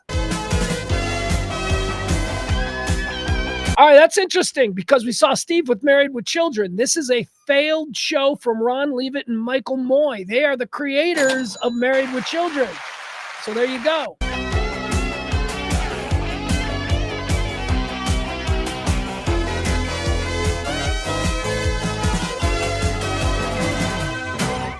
All right, terrible theme song. It's Your Move. NBC, Wednesdays, 8:30 to 9. There you go. Jason Bateman said that children were imitating his character's activities, such as running Ponzi scam. I remember that. I now remember this, where Jason Bateman played a total asshole. All right. Flying event can destroy the happy. Let's see what this is now. Wednesday on Sarah. What terrifying event can destroy the happy? Look at this, another Gina Davis sitcom. This is Gina Davis. She would go on to have a big career as an A-list movie star. The life of a single woman. Come on, say it with me. My mother's visit will be fun. Sarah. Is that Alfre Woodward? Or is that CCH Pound? They only allow... That is crazy. Good, here's the opening for Sarah. All right, let's see who's in this. If I was a trouble girl, I want you on my side. I'd spend my last dime to make the call. Hey, who's this? Oh, that's her. Who's she work with? She work with anybody? Is that Brian Bonsall? Didn't that kid look like the kid from who would be on Family Ties? That's what it looks like. All right, Gina Davis and Brian Bonsall. You got what it takes in everything you do. Alfre Woodward. You got what it takes. Get out of here! We got a Bill Maher. Look at this.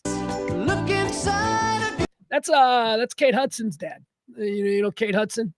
Kate Hudson, and everyone's like, "Hey, Kate Hudson is Goldie Hawn's daughter." Yeah, she's also Mark Hudson's. Mark Hudson was in the Hudson Brothers. Bronson Pinchot, dude, look at the show. The show has like a big cast. Nobody watched it. Oh no, Brian Bonsall. That's Matthew Lawrence. That's even better. Isn't that Joey Lawrence's brother? Whoa. No, it isn't easy, girl. It's not easy. But you got what it takes. You got what it takes. All right. Nobody watched this bullshit. Larry David Goldberg, though, again, another pedigree. All right. So even the guy who created Family Ties, I think that's Larry David Goldberg. Even the guy who created Family Ties has some shit shows. It was on 8:30. Those are Eastern times. So it was on 8:30 our time, Central Time. Nobody cares. All right, Thursdays. Hi, I'm Bert Convy. Join me for the premiere of the show where you're the star. Can you please help me? I can't get out of here. I'm stuck. What would you do if you were the person stuck in this predicament? Remember that guy? The voiceover guy? What would you do? That guy was everywhere on TV back then. Bert Convey's with you when people do the craziest things. And if you think that's crazy, would you answer this ad? Well, Tony Danza did. Morning. And Judith Blight's got a new housekeeper. Man can do meaningless, unproductive work just as well as a woman. Who's the boss? After people do the craziest things, premiering Thursday at 8, 7 Central. Right. Our thanks to everyone who helped us take... All right. We don't need any more of that. I won't bother you with it. I love that shit. I can watch that shit forever. Woo. All right. So here's what I'm gonna do. I got a bunch of things I gotta do here. As you can tell, I feel like I'm getting a little bit stuffed up. Need to go clean myself. I'm